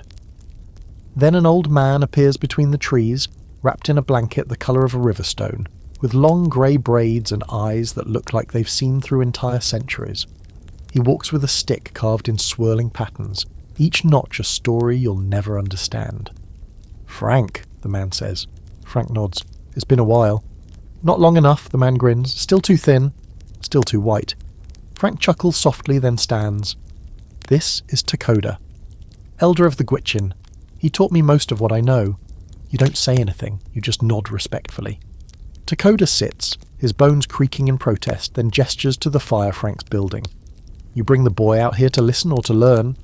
Frank shrugs. Bit of both. The conversation unfolds slowly, as if time works differently around this man. They talk in half sentences and inside jokes. At one point, Takoda slaps Frank on the shoulder and mutters, "Still chasing that three-legged ghost?" Frank doesn't deny it. Eventually, the talk shifts to wolves, naturally. "They remember more than we think," Takoda says, his voice low and even. "Not like people remember. Not in words, but they carry it, generation to generation. Smells, warnings, stories in the blood." Frank nods. "I've seen it. Packs avoiding places their ancestors died, moving around traps without ever seeing one." Takoda grins without humour. "That's not instinct. That's wisdom." You sit in silence for a moment, letting the weight of that settle. It's not the kind of thing they teach in biology textbooks. Then Takoda leans forward. "You know why we call them Zanai?" You shake your head. "It means those who watch us, not those we watch. That's a white man's way of seeing, always thinking we're the ones doing the observing. But wolves, they've been watching us since the first fire." He looks at Frank. "You know this better than anyone. That's why they still come close. They remember. And here's your historical takeaway for the night.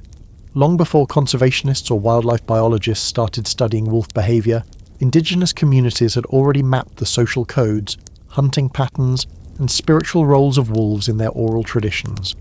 To the Gwitchin, the wolf was not an enemy or a pet. It was kin, an elder brother, a reflection. Some even believed that when humans lost their way, wolves would guide them back. But there's a quieter belief, one Takoda shares only after the fires burned low.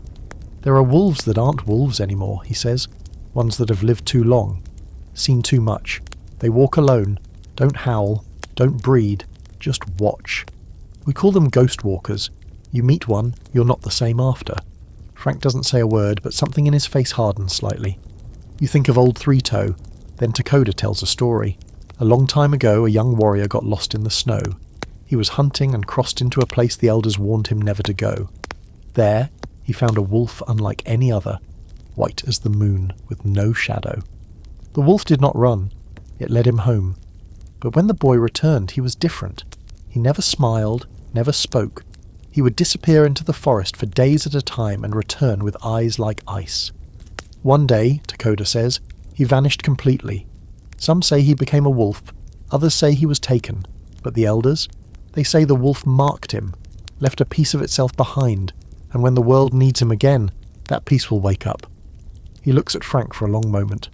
No one speaks.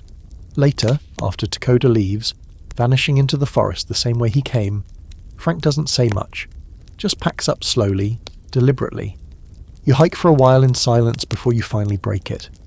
You believe all that? Frank gives you a look like you just asked if snow is cold. I don't believe it, he says. I've seen it.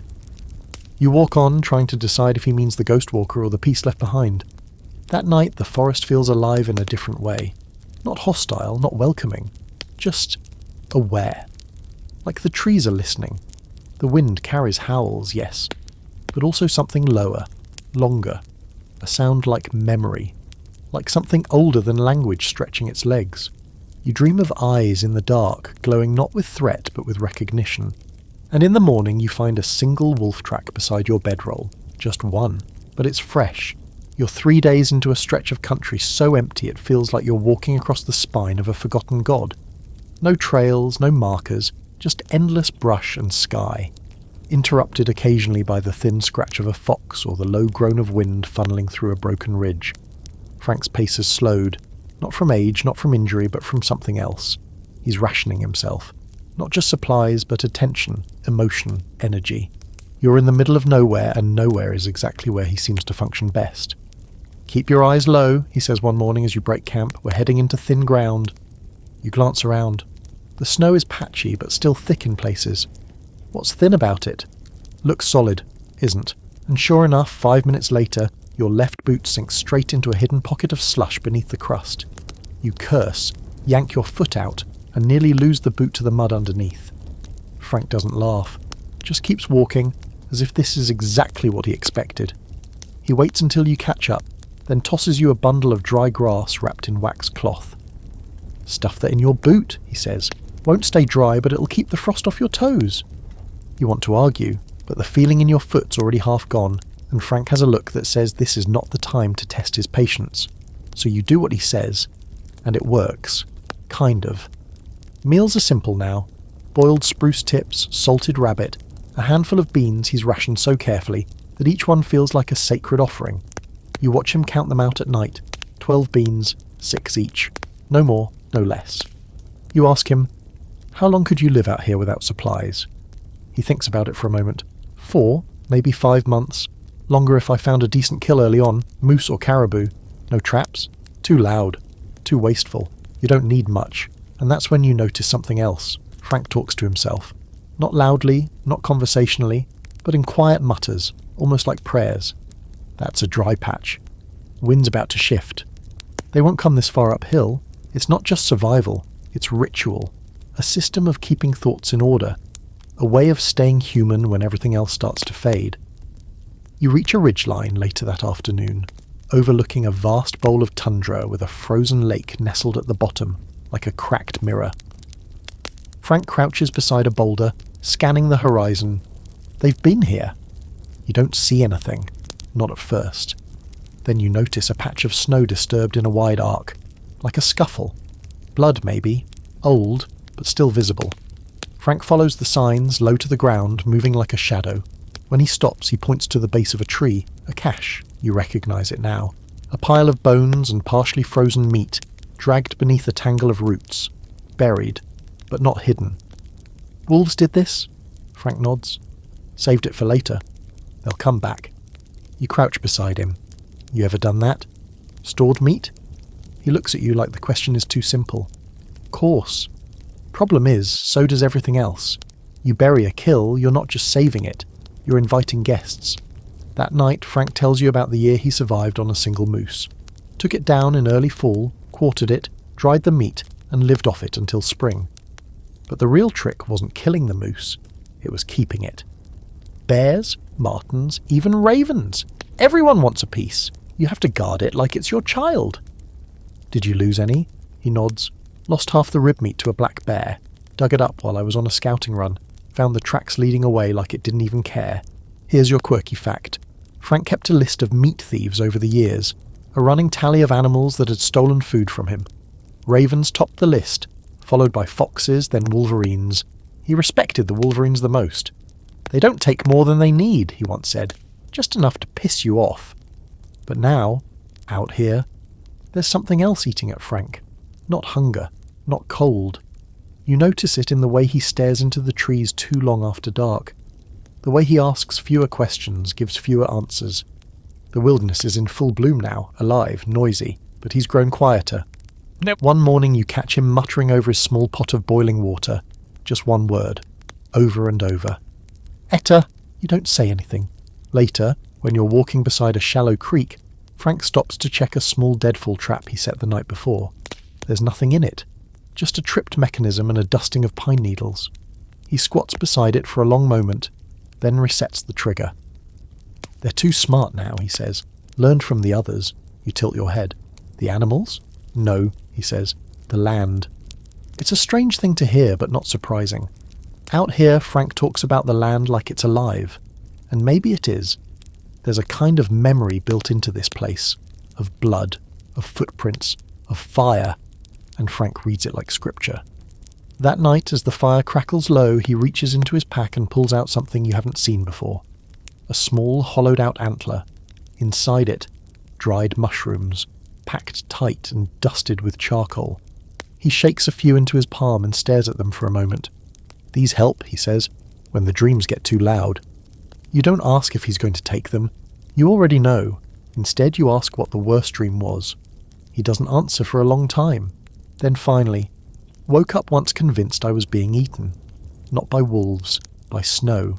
Couldn't move, couldn't breathe. Just white everywhere. Cold teeth, no end. You stare at the fire. He tosses the mushrooms back into the antler and ties it shut again. They pass, he says. All dreams do. And just like that, the quiet returns. Out here, Frank doesn't need much. A few beans, a dry place to sleep, something to track. But the one thing he never runs out of, no matter how cold or hungry or tired, is discipline. The kind of self-control that borders on religion.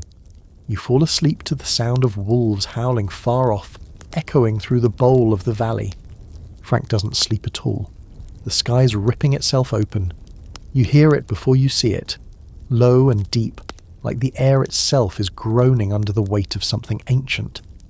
Above you, streaks of green and purple swirl across the sky, twisting like they're alive, pulsing to a rhythm you can't hear but somehow feel. It's not your first aurora, but it's the one that hits you hardest. The colours don't just shimmer, they throb, moving like smoke caught in a dream, reaching down toward the earth with slow, stretching fingers. Frank doesn't say a word. He just stands there on the ridge, face upturned, eyes locked on the sky like he's waiting for something. Confirmation, maybe. Or a message. You've seen him look at a dozen things with reverence. Wolf tracks, old bone caches, meltwater streams. But nothing like this. He looks small beneath it, which is something you didn't think was possible. They don't always come like this, he says after a while. When they do, it means something's listening. You don't ask what he means. The air is too thick with unspoken rules. Even the wolves are quiet tonight. The two of you set camp near a copse of black spruce, using a hollow between boulders to shield from the wind. But the sky, that sky, still glows through the branches, too alive to ignore. You sit by the fire while Frank sharpens his knife on a flat stone, that same patient motion he's done 1,000 times before. Sparks of green light dance in his blade. He notices, doesn't smile. just nods once like he expected it. That's when it starts. A sound, faint at first. A clicking maybe. Then a long warbling note that doesn't quite belong in any category you know. It's not human, not animal, not wind, but it feels alive. Like something big is moving just out of view, dragging reality behind it like a torn coat. Frank freezes. His hand stills mid-stroke. He tilts his head and listens, and then slowly he stands. You follow his gaze, and that's when you see them. Wolves. Dozens of them. Not running, not hunting. Just standing in the open snow between the trees, faces lifted to the aurora, their bodies still as stone. Their fur glows green at the tips, their breath clouds in perfect synchronicity, and not a single one of them moves. They're not looking at you, they're looking past you. You turn slowly and see the bear. It's massive, even at a distance, twice the size of the largest you've ever seen. Its fur is black with streaks of silver, not from age, but from the reflection of the aurora above. It's not running. It's walking, slow and deliberate, its head low, its mouth slightly open, and it's not making a sound. The wolves still don't move. Frank puts a hand on your shoulder, not to push you back or pull you aside, but just to ground you. His voice is low. That's the one. You whisper, "What is it?" He says nothing for a beat. Then, the old bear, the one from the stories, you think he's joking. You really do, but there's nothing in his face that suggests humour, just recognition, respect. Here's where it gets strange. Stranger than wolves staring at the sky or auroras burning holes in the stars. Because the bear walks straight through the wolves, right through them. Not brushing against them, not weaving around them, through them. And they don't flinch, don't react, as if he's not there, or they're not. You don't realise your mouth is open until Frank nudges your arm. "Close it," he mutters. "You'll catch something." You watch as the bear disappears into the trees on the far side of the clearing. Then, almost as one, the wolves turn and vanish too, slipping into the dark like they were never there. The air doesn't feel lighter. It feels emptied, like something important just left the room, and you missed your chance to speak. You both sit down, and neither of you talks for a while. The aurora is still going, still blazing in wide arcs above you, but it feels different now, more distant, less performance, more aftermath. Frank finally breaks the silence. "When I was young," he says, "an elder told me there's a bear that carries the weight of old deaths. Ones that didn't get mourned right. Ones that weren't buried with names." You wait. "He said if you see it, you're supposed to listen, because something's being remembered." You glance over. "And if the wolves are there too?" Frank shrugs. "Then it's not about you." That night, neither of you sleeps much. You lie on your side, facing the fire, listening for footsteps in the dark, half hoping and half dreading you'll hear them again. But the woods stay quiet. Even the wind seems cautious now. At some point before dawn, Frank takes out the little pouch of mushrooms again. He doesn't open it this time, just holds it in his hand, thumb brushing the antler cap. Then he tucks it away. "I don't need to dream tonight," he says. You nod, though your dreams are already waiting. When they come, they're strange. You see snow falling upward, a wolf with 3 legs watching from a ridge, a bear lying in a field of bones, its chest rising and falling like a bellows. You wake with tears on your face and no memory of why. Here's your scholarly debate for the night. No one can agree on what the aurora actually sounds like. Some say it makes no noise. Others, often indigenous observers and lifelong hunters, insist it whispers, crackles, clicks, that it speaks. And maybe science will eventually catch up. Or maybe not everything is meant to be caught. Frank doesn't try to explain any of it the next day.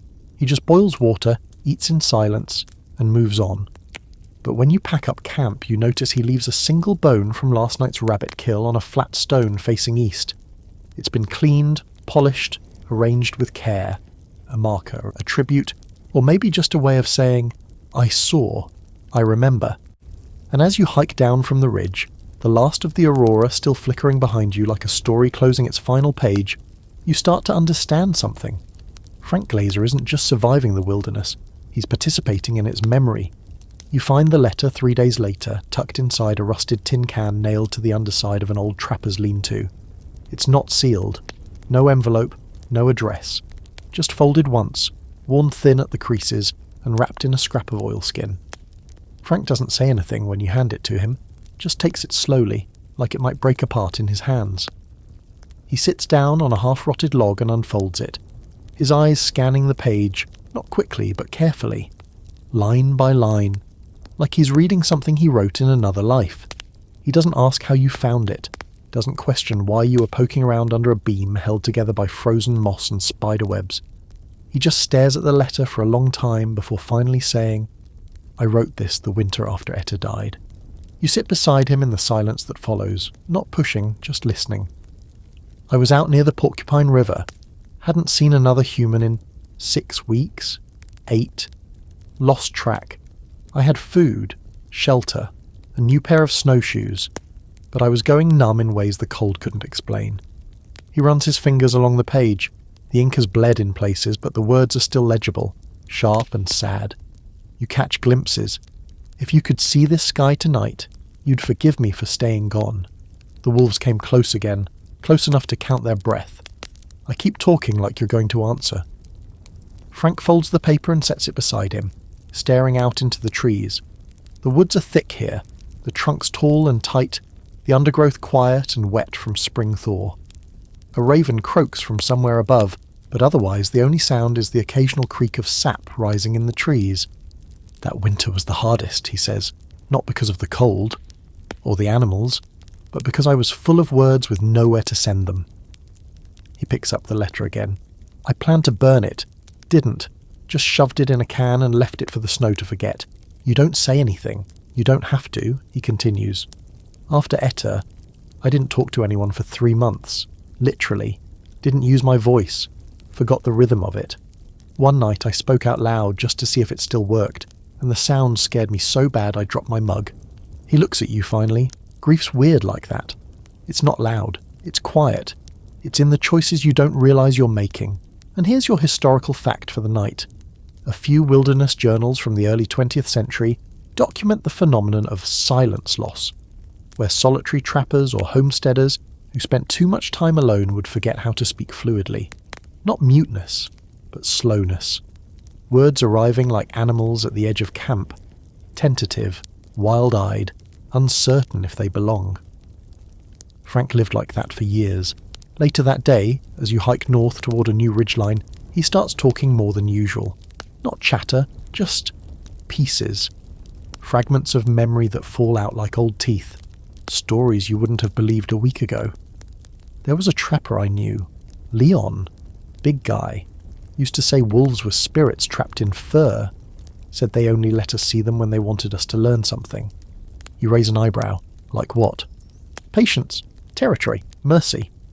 He stops walking. Points to a ridge above you. That's where I almost died. Tried to cross a cornice too late in the season. Snow collapsed. Buried me up to the waist. Took me 6 hours to dig out with a can lid. Never climbed without testing again. Another pause. Another thought. I had a dog once. Before all this. A mutt. Half coyote maybe. Named her Lark. Smart. Mean. Wouldn't let anyone but me near her. She disappeared during a storm.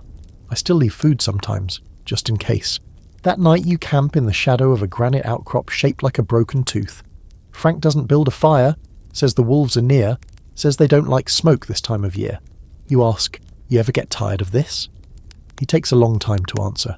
Not of the wild, he says, but of the parts I can't fix. Sure. You ask what he means, he thinks. Like the time I found a den full of pups. The alpha had been shot, rest of the pack scattered. Pups were starving, yelping so loud it echoed off the hills. I sat outside that den for 3 hours, rifle in my lap, thinking maybe I'd take them in, feed them, raise them. You wait. In the end I walked away. Why? Because I didn't want them to learn from me. The fireless night is long, and the cold seeps in like guilt. You lie in your bedroll, unable to sleep, thinking about that letter, those pups, Lark the coyote dog, and all the versions of Frank that once existed but don't anymore. And here's your fringe fact. Some animals, particularly crows and wolves, are believed by certain indigenous cultures to carry the souls of the dead. That when they circle above you, or watch from the trees, it's not curiosity, it's memory.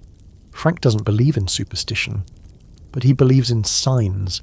He keeps the letter, folds it into a smaller square and tucks it into his coat. Not to send, just to carry. As you drift off, you think of Etta, of words never sent, of how we write to people even after they're gone. Not for them, but for ourselves. And in the morning, there's a set of small, neat tracks around your campsite. Fox? Maybe. Or something else come to collect the stories we leave behind. Frank's showing you scars again. Not the show-off kind. There's no bravado in it. No heroic tale of a barroom brawl or a flashy knife fight under the northern lights. No, these are quiet wounds. The kind that only come from long silence, from accidents far from help, from a life spent gambling with nature and knowing she rarely pays out twice. You're sitting beside a stream that's more mud than water this time of year, and Frank has rolled up his pant leg to reveal a deep, crooked line along his shin. "Beaver trap," he says, tapping it with one weather-stained finger. "Set it wrong. Snapped shut before I could get my hand out of the way. Took a chunk of meat with it." You wince. The scar is a thick ridge of old pain. He shrugs. "Made a poultice from spruce sap and black moss. Didn't get infected somehow. Lucky, I guess." You get the sense that lucky doesn't mean what it means to most people. He rolls up his sleeve next, exposing a gnarled knot of skin just below his bicep. "Bear bite," he says casually, as if discussing the weather. "Young male. Got too close to a kill. He warned me. I didn't listen." "Did you shoot him?"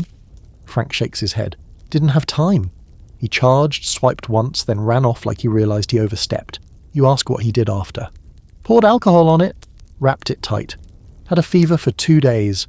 Woke up sweating through a deer hide and mumbling about my aunt's garden in Milwaukee. Haven't been back there since I was 7. He chuckles, then winces.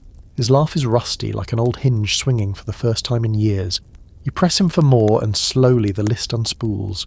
Cracked ribs from a fall off a snow-covered ledge. Frostbite so bad he had to remove 2 toenails with a hunting knife and a heated spoon.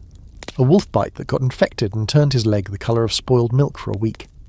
Here's your medical sidebar. Frank Glazer once treated a compound fracture in his own hand using a splintered tree branch, boiled fishing line, and strips of moose hide. No hospital, no doctor, just sheer grit, a bottle of vodka, and what he called calculated guesswork. He kept the splint for 3 months, then whittled it into a pipe. But some injuries don't leave visible marks. You learn about those when he starts talking about his teeth. He pulls out a small cloth bundle and unrolls it to reveal a collection of teeth. Not his current ones. These are old, blackened, broken, chipped. He pokes at one with a finger. This one cracked on frozen bread. Middle of January. Didn't notice until it split all the way up the root. Hurt so bad I couldn't sleep, couldn't eat. You ask what he did. Used a hook knife, got it out, took most of the gum with it. He says it the way someone else might say, went to the store for milk. You try not to look horrified. You fail, but Frank just nods. You get good at hurting yourself the right way out here. There's an academic term for what you're witnessing. Extreme self-sufficiency pathology. In wilderness medicine, it refers to people who are so used to handling trauma alone that they often delay or refuse help even when it's available. It's seen in long-haul solo hikers, polar explorers, deep-sea divers, and yes, men like Frank. It's not pride. It's not bravery. It's survival, rewritten as religion. He tells you about a time he ran out of clean cloth and had to cauterize a wound with the barrel of a heated rifle. "Smelled like bear fat," he says, grinning. "Not my best moment." You wonder how many of these wounds he's carried without ever speaking them aloud. How many nights he sat beside a fire, blood seeping through layers of wool, teeth clenched against a scream that would only echo back at him. And it's not just the injuries themselves, it's the improvisations, the ingenuity, the weirdness, like the time he used birch bark as a tourniquet, or carved a makeshift crutch from a snapped sled runner, or your personal favourite, the time he used fish skin as bandages because they were sterile, stretchy, and had the added bonus of smelling so bad even the bears stayed away. Frank's body is a history book, every scar a footnote, every limp a chapter title, but there's one wound he doesn't show you. You don't see it until later that night. He's shirtless beside the fire, hanging his damp clothes to dry, when you catch sight of something along his left side, just under the ribs. A brand, crude, half-healed, burned into his flesh like someone meant it to last forever. It's not a symbol you recognise, just a jagged circle, maybe a spiral. You ask about it. He doesn't answer right away, just stares into the fire. "Did it myself," he says finally, after Etta. "Why?" "To remind myself that pain doesn't mean I'm broken. Just means I'm still here. You stare at the mark, feeling its weight even from across the flames. There's no real fringe fact for that one, just the truth. The next morning, Frank moves slower. He doesn't say why. Maybe he's remembering all those old injuries. Maybe the brand aches when it rains. Maybe his body's just tired from carrying 30 years of wilderness behind it like a sled he never stops pulling. You stop for breakfast beside a frozen pond. Frank chews jerky with the kind of teeth that look like they've been through a war, which technically they have. You sip boiled water with pine needles and try not to think about dental hygiene. He looks at you. You're not going to last long out here, he says. Gee, thanks. I mean it. You'll either learn fast or freeze trying. You ask him how he learned. I bled a lot. You hike in silence after that, and every so often you glance at the way he walks, stiff in places, favouring one leg, fingers curled just slightly from old breaks and arthritis and God knows what else. And yet, he moves forward. Always forward, scarred, cracked, imperfect, but unbroken. It starts with a dream, or maybe a memory. Either way, it comes uninvited. You're curled in your sleeping bag, the fire long since burned down to soft orange whispers, and you're drifting somewhere between sleep and that other place Frank lives most of the time, the place just past silence. In the dream, you're walking through the snow, not trudging, not fighting it, gliding. Like it knows your shape and makes room for you. The trees are whispering, not in words, but in that low, conversational way wind gets when it's feeling intimate. You turn a corner, and there's a wolf. Not old three-toe, not one of the ridgebacks. This one is different. Younger, smaller. Its fur a pale ash grey that blends almost perfectly with the snow, except for the eyes, deep amber, and not blinking. It doesn't growl, doesn't run, just stands there like it's been waiting for you. Then it opens its mouth and speaks. Not in words, not even in sound exactly, but you understand it, and what it says is this. You don't belong here, but you remember how to. You wake up shaking. Frank's already up, sitting at the edge of camp, his breath visible in the dawnlight. He doesn't turn when you sit up, just says, "You dreamed something." You nod. "How'd you know?" "I always know when the forest tries to talk to someone new." He tosses you a small metal cup. Bitter pine tea, wakes you up and stains your tongue. "You see a wolf?" he asks. You nod. He doesn't say anything for a long time, then finally, "Good." Means it didn't turn its back. The next few days pass differently. The air feels heavier, like the atmosphere is soaked in memory. You keep seeing things that don't quite make sense. Shapes in the mist. Paths through the snow that vanish the moment you look away. Frank calls it border time, those brief days between seasons when everything blurs. Not just the weather, but time itself. Life and death.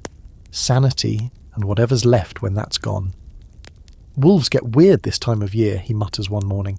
Dreamier, more careful, like they're waiting for something to end before they start again. You ask what he's waiting for. Understanding, he says, or forgetting. Depends on the year. He's not joking, not exactly. Later that evening he starts talking about dreams again, his own this time. You're walking along a half-frozen stream and he says, "I keep seeing them in the trees, the ones that are gone." Gone? Wolves I've killed, ones that died without names. They don't chase me, don't bite, just watch, like they're waiting to see what I'll do next. You ask how often they come. Only when I get too close to thinking I know what I'm doing. You stop walking. And what do they do then? They remind me. And here's your historical footnote for the night. In many native Alaskan traditions, wolves are not simply animals. They're messengers, threshold keepers, dream guides. Killing one without ceremony or wasting the body was said to invite misfortune. Wolves weren't just predators. They were people. Other tribes, living side by side with humans but unseen. And sometimes, if a person stayed too long alone in the wild, they might forget which side of that line they were born on.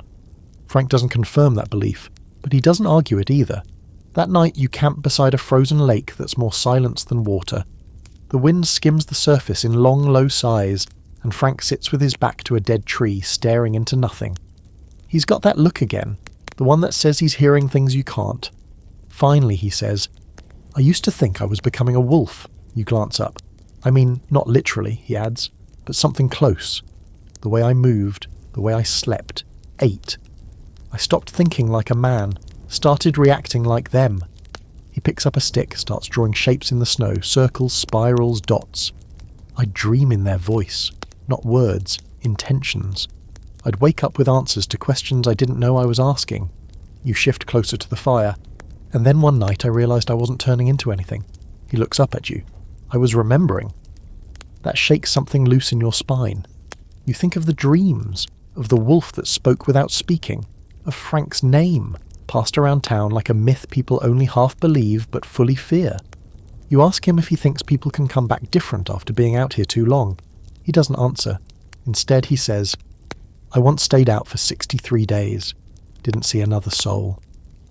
When I came back to Fairbanks, I forgot how to open a door. Just stood there staring at the knob, waiting for it to ask me in. You chuckle. Frank doesn't. You laugh, he says, but the wild rewires you. Quiet becomes a language. Hunger becomes a decision. Time stops being a clock and starts being weather. And when you come back to people, you speak wrong, move wrong, look them in the eye too long or not enough. You're a little off. You let that hang there. Then you ask, so what brings you back? He stares into the fire, eyes reflecting the flame like old glass. I'm not sure I do. That night your dreams are louder. Not violent, not frightening, just crowded. Faces you don't recognise. Trees that speak in rustling syllables. A moon that keeps blinking like it's trying to wake up. And in the distance, the howl again. Not one voice, but a chorus. And here's the strange thing. It doesn't echo. It just is. Like it's not being heard. Like it's being remembered. When you wake up, Frank's already packing. No fire this morning, no tea, just motion. You ask where you're going. He doesn't answer for a long time, and then finally back to the beginning. You follow, because by now you're starting to understand. The wolves aren't chasing him, they're calling him home. By the time you hear the buzz of the plane, it already feels like an intrusion. Too loud, too fast, too human.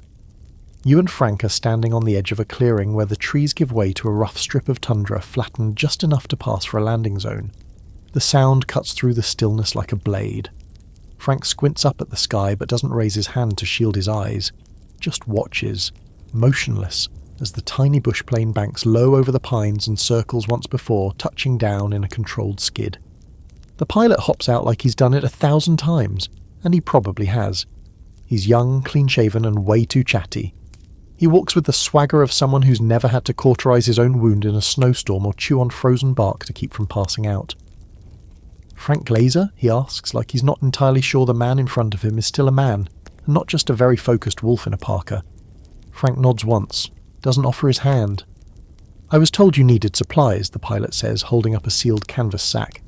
Canned meat, some ammo, coffee, matches, and a couple of letters from town. Frank still doesn't move. He waits. The pilot, a little unsettled now, sets the bag gently on the ground and takes a step back. You, expecting company? Frank finally speaks. No. You exchange a look with the pilot. He clearly wants to ask more questions, but something about Frank's stillness kills the curiosity in his throat. The younger man nods awkwardly and climbs back into the plane. A few seconds later, the engine roars back to life, echoing off the trees in waves, and the bush plane lifts into the sky, disappearing in the direction of civilization. Frank stares after it, not wistfully, not longingly, just watching. You ask him, when's the last time you spoke to someone from town? And he thinks. 2 winters ago. I asked a trader if his dog was part wolf. He said no. I didn't ask anything else.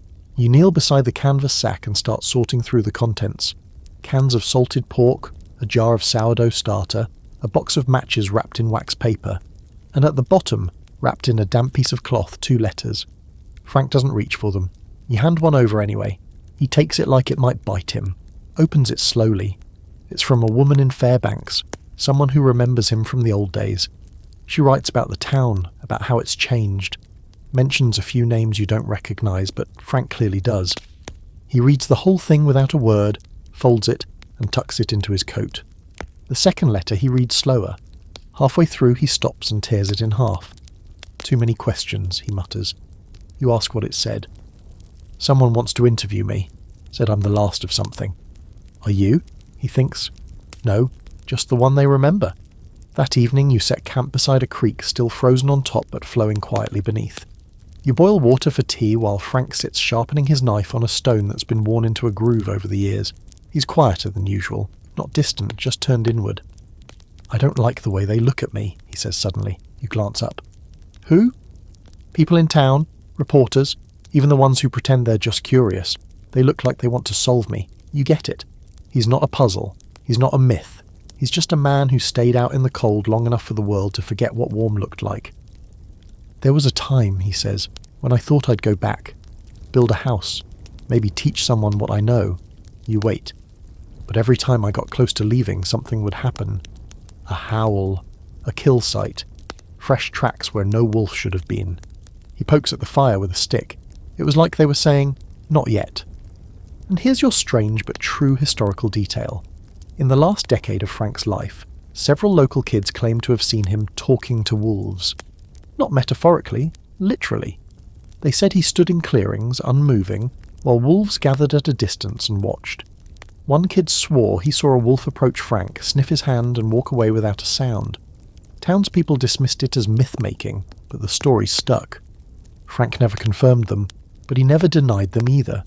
Later that night you sit beside him, listening to the fire pop and the wind push through the trees like an old broom sweeping the forest clean.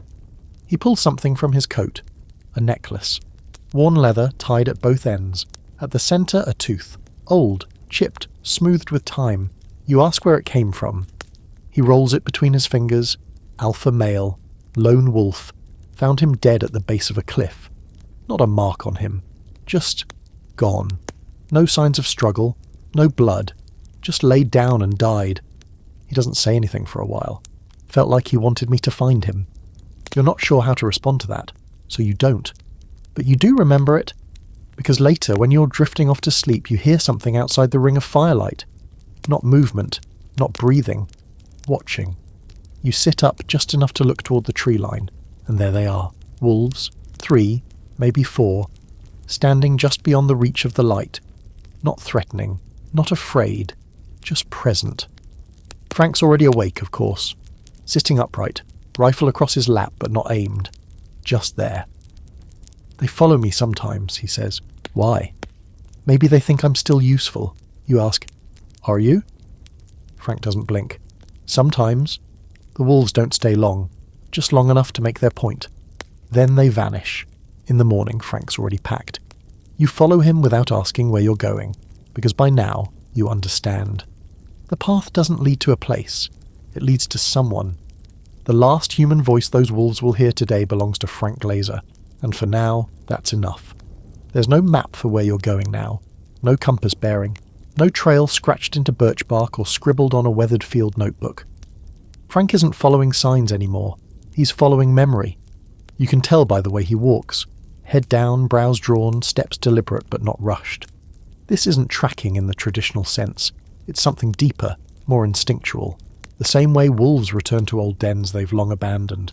The way salmon find the river where they were born. You pass through a series of ridges that all look the same. Low and jagged, dusted in moss and the last stubborn bits of spring snow. The wind is back too, stronger now, no longer content to whisper. It's pushing, insistent, biting through your coat like it remembers you. And yet, Frank presses on. Around midday he stops. You almost walk past him before realizing he's frozen in place. One boot still mid-air, eyes locked on something just ahead. It's a bear. Not the old one from the Aurora night. This one's smaller, leaner, probably just out of hibernation and looking for anything edible. Frank slowly lowers his foot, then raises one hand without turning. You stop dead. The bear hasn't seen you yet. It's digging around a half-rotted stump, pulling out beetle grubs, snuffling through pine duff. Frank doesn't reach for his rifle. He just watches. You count 10 slow breaths before the bear pauses, lifts its head and sniffs the air. It looks right at you. Frank's voice, low and even, slices through the silence. Don't move. You feel the bear's eyes on you. Not hostile, not panicked. Just measuring. Then, without a sound, it turns and ambles off into the trees. You finally breathe. Frank keeps staring at the spot where it vanished. That was strange, he mutters. Wind was wrong. Should have caught our scent sooner. You ask if it's another sign. Maybe. Or maybe he just wasn't interested. You hike in silence the rest of the day. Toward evening you break into a clearing and you feel it before you see it. A hush. Not just quiet, but that kind of layered stillness that presses down on everything. Birds don't sing, insects don't chirp. The forest here feels like it's holding its breath. In the centre of the clearing, half swallowed by the earth and time, is a structure, or what's left of one. Logs collapsed inward, moss crawling up the walls, a rusted stovepipe bent sideways like a broken finger, the skeleton of a cabin. Frank doesn't say anything, just walks forward, brushing past the grass like he's afraid to disturb it. "This was mine," he says softly. "You don't need to ask. You already know."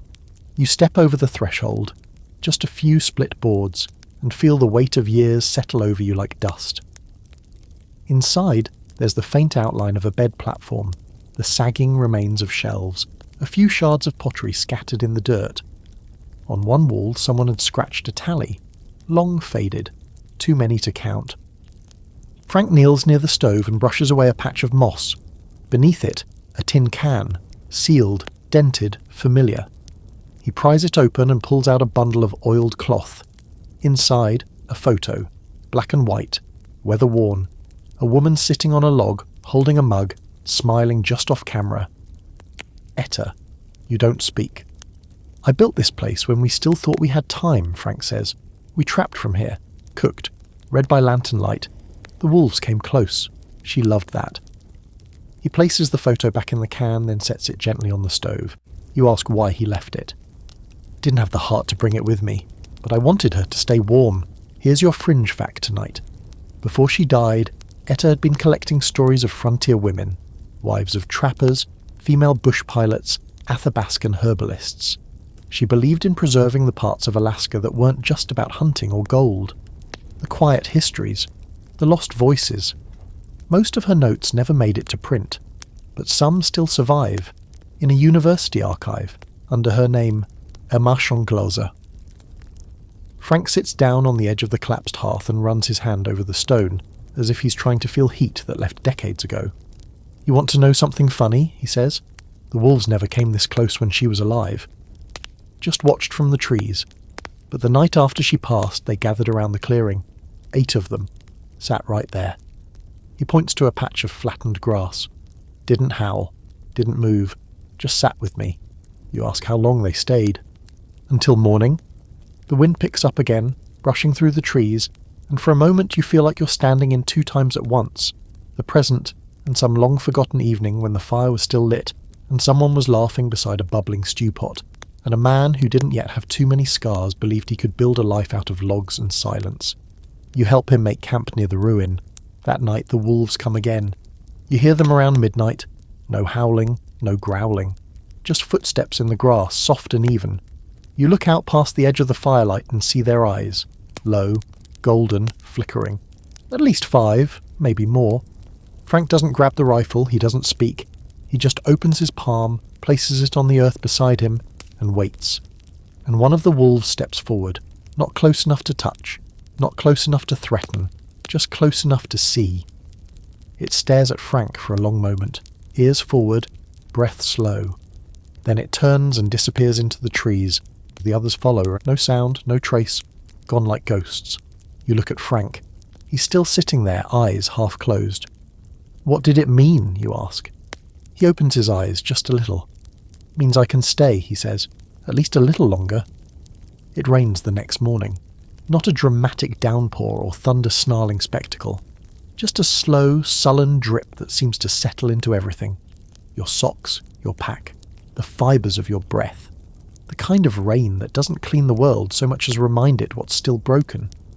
Frank doesn't complain. Of course he doesn't. He just moves slower, more deliberate. His joints seem tighter today, his right knee favouring the step just slightly. He doesn't say anything about it. You've learned by now that if something's wrong, Frank doesn't tell you. He lets the weather speak for him. You're still near the cabin, though Frank doesn't call it that anymore. He just calls it here, as in, we'll stay here another day. Or, the wolves were close last night, but they didn't cross here. There's a ritual to how he tends the ruins.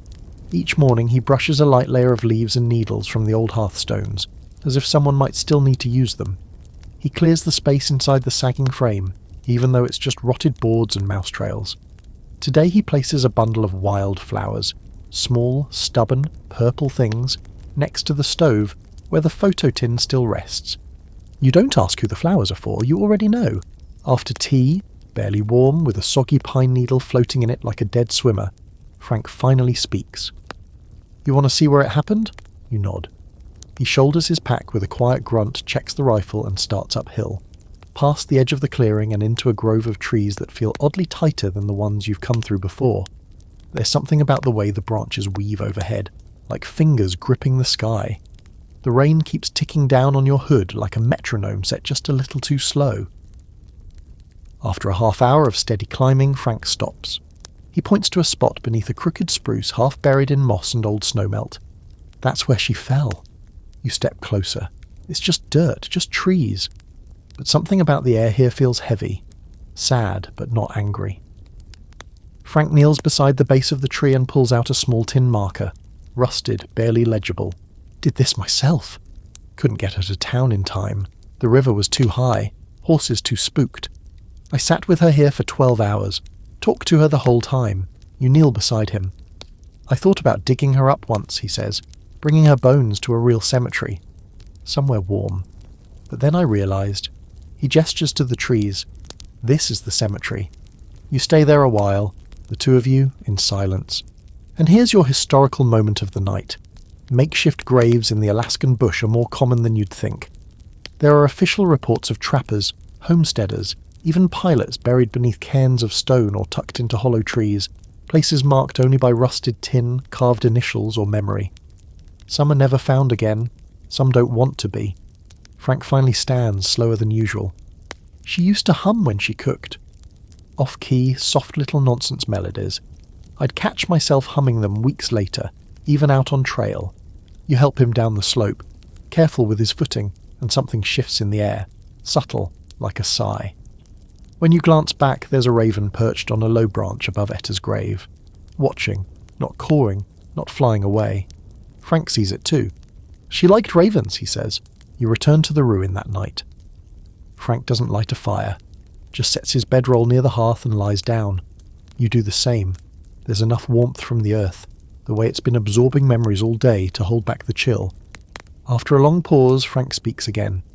People think you survive by force, by grit, by killing the thing that wants to kill you. He shifts onto his side, but you survive by allowing, by listening, by adapting. You ask, adapting to what? To what the land becomes when it decides it doesn't need you anymore. You both lie there, listening to the rain taper off. The mice start their quiet rustling again, reclaiming the corners, and from the distance the howl begins. But this time, it's not a warning, it's grief. One voice, drawn long and low, rising like smoke, like steam off a forgotten kettle. Then another joins, then a third, a whole pack perhaps miles away, calling not out of hunger or territory or fear, but memory. Frank closes his eyes.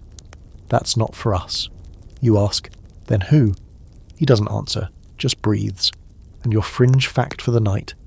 In 1976, a lone wolf in Alaska was observed howling continuously for over 40 minutes after its mate was killed. No territory to defend, no threat to alert, just mourning. Wolves grieve. Science confirms it now, but the old ones always knew. You fall asleep to that sound, low, layered, rising and falling like the tide, and in your dream, you're standing once again beside the cabin, but it's whole now. Smoke curling from the chimney, lantern light flickering behind oiled paper windows. Etta sits in the doorway, humming that soft broken tune, and behind her, Frank, younger, smiling, shirt sleeves rolled, a fresh trap in one hand, a map in the other. He nods at you, then turns back to the forest. You wake up with tears on your cheeks and the scent of spruce smoke still lingering in your nose. Frank is already up, already packed. You don't ask where you're going, you just follow. You can feel it before you see it. The shift in weather, the heaviness of the sky, that strange magnetic tension in the air that says something's coming. Frank's body knows it too. His movements are slower today, not from hesitation but from conservation. He's rationing his steps like matches, each one purposeful, careful. You ask him if a storm's brewing. No, he says. Something worse. That's all you get. You break camp quietly. The ruins are behind you now, swallowed again by the moss and the stillness, and the strange way the trees seem to close ranks when no one's looking. The forest has taken Etta back fully now, and Frank, Well, he's not looking behind him anymore. You head north. Not for any reason you can discern. No trail, no destination, no goal scrawled on a map. Just movement. Frank walks like the landscape is unfolding just ahead of him, created only as he steps into it. By midday, you've entered a place that feels older than the rest. The trees are taller, thicker, packed in too close together. You can't see more than 30 feet in any direction. Everything's damp, the moss soaked from rain, and something else. Something more like memory than water. That's when you start seeing the signs. Scat, tracks, claw marks on trees, they're back. Wolves. Frank notices it too. He doesn't say anything, but he adjusts the strap of his rifle and narrows his eyes. It's not fear, he doesn't do fear, but it's alertness sharpened to a blade. They're close, he mutters. Too close. You ask what he means. Wolves usually don't let you know they're around unless they want you to know. So ask yourself, why now? It's a good question, and it's not long before you get an answer. That afternoon you reach a clearing, a wide bowl of grass and stone surrounded on all sides by a ring of ancient spruce. In the centre, an old trap. Steel, rusted, teeth still intact. It's been set but not triggered. Frank freezes. That's one of mine, he says. Or, it was. He walks over, crouches and studies the trap. His fingers hover over it, not touching. He doesn't disarm it. He just stares. I pulled this one years ago. Swore I buried it. Looks like someone dug it up. He nods. But not a person. He stands and looks around. You do too. That's when you see them. At the far edge of the bowl, just inside the tree line, 3 wolves, standing still, watching. Not hostile, not curious. Something else. Like they're here on assignment. One of them, grey with a long white blaze down its face, steps forward just slightly. Enough to be seen. Enough to be seen seeing you. Frank exhales slowly. I think I know what this is. You glance at him. What? A reckoning. It's not dramatic when it happens. No rush, no attack, no primal fury. Just presence. The wolves don't advance, but they don't retreat either. They wait. And Frank? He sets down his rifle. Not gently, not ceremonially, just puts it down. Then he kneels beside the trap, and this time he touches it. This thing, he says, running a finger along the rusted spring, has taken more than it gave. I used to think I was just doing what had to be done. Meat for winter, fur for trade. But every snap had a cost. He doesn't look at you when he speaks. After Etta died, I trapped harder. Like if I could just control the land, it would stop hurting me. Like dominance could be a bandage. He releases the spring slowly. The trap opens with a quiet click. Then he picks it up and hurls it as far as he can into the trees. The wolves don't flinch. Frank looks up at them. I'm not asking forgiveness, he says softly, just understanding. And here's your fringe fact for the night. Some elders in the Yukon used to say that wolves remember tools. Not just scent, not just fire, but shapes. That they would teach their pups to avoid certain objects. Metal, rope, even the silhouette of a human hand in snow. That knowledge passed down not as instinct, but education. Maybe that's what's happening here. Maybe this is a lesson. For them, for you, for Frank. The wolves linger a moment longer. Then they vanish, one by one, into the trees. Frank doesn't move. You sit beside him, and for a long time neither of you speaks. Finally he breaks the silence. There were days I didn't know who I was anymore. Not man, not wolf, just something stuck in between. You ask him what he is now. He doesn't answer, just stands, brushing moss from his knees. You hungry? He asks. You nod. He leads you to a slope where fiddleheads are just starting to emerge from the earth, tight little spirals of green that somehow survived the frost. You gather them quietly, and he shows you how to cook them with nothing but hot stones and a tin lid. The meal is simple.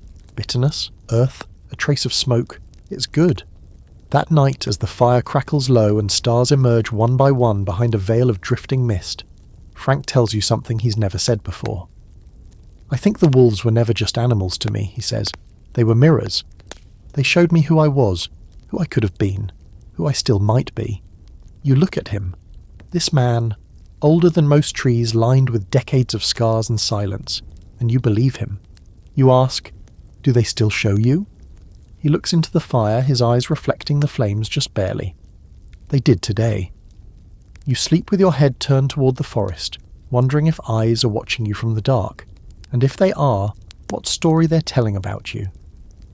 In the distance, a howl, not loud, not long, just enough to say, "Oh, we see you." It's hard to explain the quiet that follows. Not the absence of noise kind, but the deeper, layered kind that settles over everything like a soft, invisible frost. You wake to it. No wind, no birdsong, just stillness. Even the trees seem to be holding their breath. Frank is already awake, sitting cross-legged a few feet from the dead fire, sharpening a stick into a spike with his belt knife. Not for defense, not for survival. Just doing. You've noticed that about him. When something heavy passes, like those wolves in the clearing, like the trap he finally let go of, he doesn't talk it out. He works it out. Hands always busy, mind always quiet. "Sleep all right?" he asks, eyes still on the blade. You nod, even though you didn't really. You slept in pieces, brief, flickering intervals full of half-dreams and strange sounds. You think you heard a voice calling your name, but it might have just been the wind pretending to be someone you miss. Frank finishes with the stick and tosses it aside. It lands upright in the soft moss, quivering slightly, like it hasn't decided if it wants to fall. He stands and stretches, wincing a little at the sound his spine makes. "There's one more place I want to show you," he says. You don't ask where. That's the rhythm now. He leads, you follow. Trust the path, even when it's barely visible. Today's trail is narrow and steep, winding up through rock-studded terrain and stands of young birch that flash silver in the morning light. Your legs burn, your lungs ache. But Frank climbs like he's being pulled by something you can't see. Gravity in reverse. Eventually you reach the summit, a wide, flat ridge overlooking a valley that stretches so far the horizon blurs. Lakes dot the land like scattered mirrors. A river winds through it, sluggish and glinting in the sun. And above all that, sky, endless, clean, undisturbed. Frank doesn't say anything for a while, he just looks. Then, "This is where I almost quit." You glance over. Quit what? All of it. The trapping, the hunting, the wandering, myself. You sit down beside him on a warm slab of rock. It's strange to picture him quitting anything. He always seemed inevitable, like gravity or erosion. But here he is, the man beneath the myth, telling you he once almost walked away. "I came up here after a bad season," he says. "Lost my main line to a flood. Got mauled by a sow protecting her cub. Infection set in. I was starving. He pauses. "I was afraid I wasn't strong enough anymore." You wait. Let him unravel it in his own time. "Then I saw them," he continues. 4 wolves, just below that ridge. Didn't notice me at first. They were playing. Actual play. Nipping, rolling, howling like pups. Full-grown wolves acting like the world hadn't tried to kill them yet." He smiles, just a little. "And that's when it hit me. They weren't surviving despite the wild. They were surviving with it. Same as I'd been trying to do, but they still had joy. And I'd lost mine. You don't speak. You just watch his face as he remembers. They saw me eventually," he says. "Stared for a while, one barked. Then they trotted off, not scared, not in a rush, just moved on." And here's your historical thread for tonight. Indigenous elders from multiple Arctic communities speak of wolf councils, moments when packs seem to hold silent meetings, sitting in a circle, exchanging no audible cues, but clearly communicating. Some suggest it's ritual, others say it's decision-making. A few go further. They believe the wolves aren't just talking to each other, they're talking to the land. Frank believes that too, maybe not in so many words, but the way he describes that moment, on this very ridge, watching a council of joy before the cold set in, there's no doubt it marked him. You ask him what happened next. "I came down the mountain," he says, "and I stopped trying to be tougher than everything. Started listening more, trapping less. I started paying attention to what the wild was trying to show me, not just what it could give me. You think about that for a long while," he adds. "Didn't save me. Not all at once, but it kept me going. You stay there the rest of the day, eating jerky and sipping from your canteen, watching the world stretch out below you. Somewhere down there, wolves are moving through the brush, carving invisible trails across centuries." Frank pulls a thin piece of hide from his pack, ties it into a loop, and hangs it from a tree limb. At the centre is a carved tooth, one of his own design, not from a kill, but shaped by hand. "What's that for?" you ask. "Marker?" Not for anyone to find, he says. Just something to remind the wind I was here. The temperature starts to drop, so you move down the slope to set camp just below the ridgeline. Frank gathers dry branches with quiet efficiency, builds the fire in less than 5 minutes, lights it in 1. As the flames catch and rise, he opens a small tin you've never seen before. Inside, folded papers, notes, drawings, some torn from books, others sketched in charcoal on old birch bark. He hands you one. It's a wolf, stylized, half human, half beast, upright, eyes knowing. Found that in a cave up near the Arctic Circle, he says. Could be 1,000 years old. Could be yesterday. Hard to tell. Why keep it? He looks into the fire. Because some part of me thinks it is me. You say nothing. Just fold the paper back up and hand it to him. And in that moment, under the darkening sky and the flicker of flames, with the whole valley breathing below you, and the air so clear it tastes like ice, you realise something that's been circling the edges of your mind for days. Frank Glazer never survived the wilderness. He joined it. Bit by bit, over decades, he shed the things that didn't belong. Fear, anger, even comfort. What's left isn't a man in the wild. It's something rarer, a man of it. And tomorrow he tells you he's going to show you the place where it all began. Not for him, for the wolves. The morning arrives pale and cold, light leaking into the valley like it's unsure it should be here at all. You pack slowly, with fingers stiff from sleep and smoke, while Frank stands at the edge of the slope staring east. He's not impatient, but there's something in his stillness that says the day matters, more than most. You've seen this before in him, just a few times, like when he found the old trap he'd sworn he'd buried, like the night the wolves gathered at the fire line, and now again, here on this high ledge above the world, he carries a certain weight behind his eyes. Today's the last stop, he says. You nod. Don't ask what he means, you already know. The hike is longer than any so far, not just in distance but in tone. The land itself seems to shift under your boots, less travelled, less forgiving. The trees grow gnarled and wide-spaced, their branches twisting like old hands reaching for the sky. Everything is older here, and quieter. The birds that usually chatter from the trees are gone. Even the wind has taken on a different voice, lower, slower, like it's speaking from memory. Frank walks steadily, but with a strange grace, as if he's treading over sacred ground. You follow him through a narrow defile carved by glacial runoff, then up a ridge so steep you're grabbing at rocks and roots to keep pace. By midday, you emerge into a basin, wide, open, surrounded on all sides by high stone walls that curve inward like a natural amphitheatre. And there, at its centre, is a den. It's not dramatic, not even particularly large, just a wide hole under an outcrop, half collapsed, surrounded by layers of old bones and flattened grass. But it radiates a strange kind of gravity, like something old lived here once, something that watched the world without blinking. Frank walks to the mouth of the den and kneels. He doesn't touch it, just bows his head, hands resting on his thighs. This is where I found the first one, he says. You move closer, slow and careful, like approaching a gravesite. Winter of 1933. Snowed hard for 6 days. I'd lost my trail, broke my snowshoes 2 miles back, and I was almost out of food. I stumbled across this den while looking for dry pine. Thought it was abandoned. He glances up at the rocks above. It wasn't. You wait. She came out slow, not aggressive, not afraid, just watching me. I was ready to shoot, had the rifle halfway to my shoulder, then she did something strange. He turns to you. She lay down, in the snow, right in front of me, ears forward, eyes on mine, didn't blink, you don't breathe. I sat down across from her, he says, and we just stared at each other. I don't know how long. Long enough for the snow to stop, long enough for the sun to come back. He looks back at the den. She had pups in there. I found their tracks later, tiny ones. I could have taken them, could have shot her, waited. But I didn't. I left food instead. You sit beside him now, cross-legged in the grass. 3 years later, he says, I came back. Not expecting anything, but there she was, older, same eyes, same calm, and beside her, one of the pups, grown, same white blaze on the face.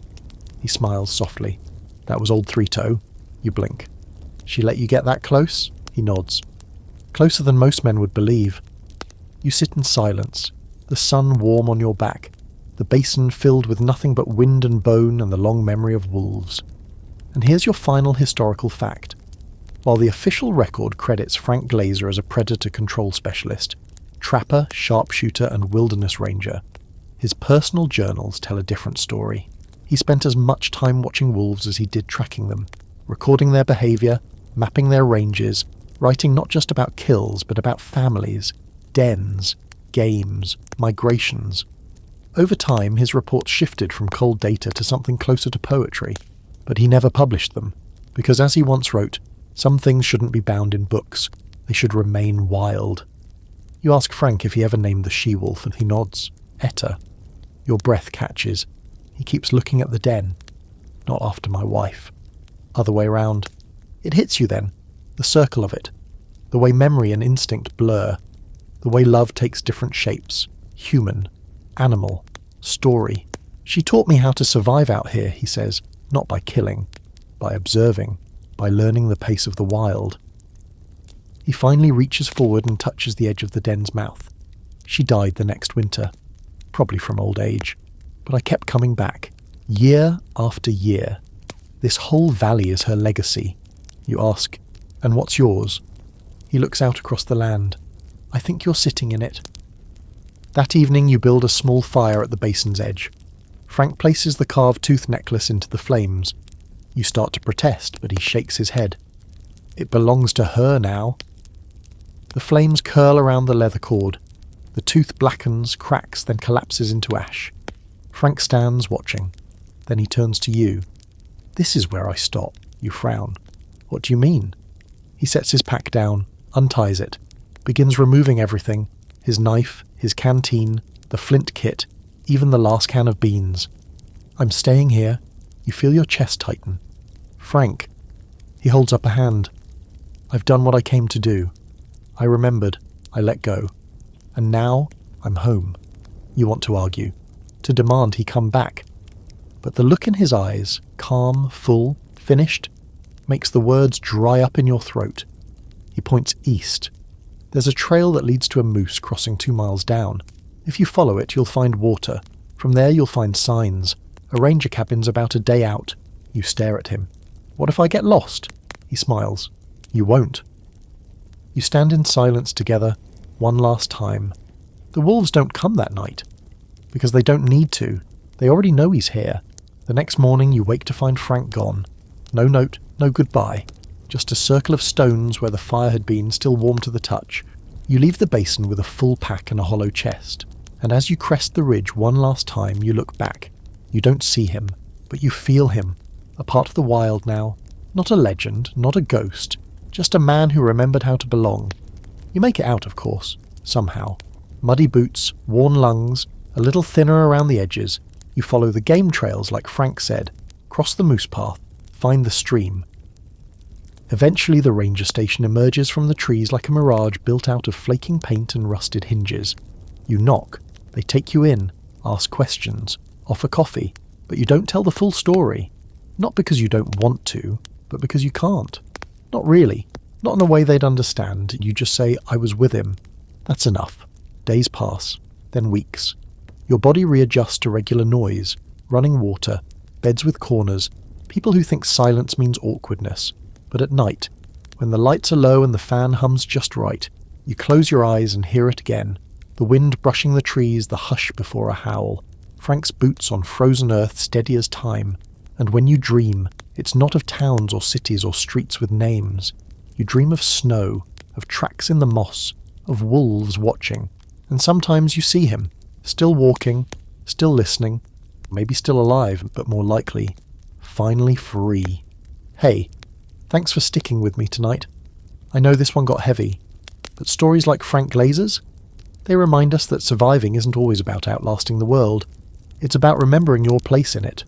So, wherever you're listening from, Fairbanks, Phoenix, a couch in the dark at 2:37 a.m, I hope you take a little piece of this one with you. Now go ahead, close your eyes. The forest is quiet tonight, and somewhere out there a wolf remembers your name.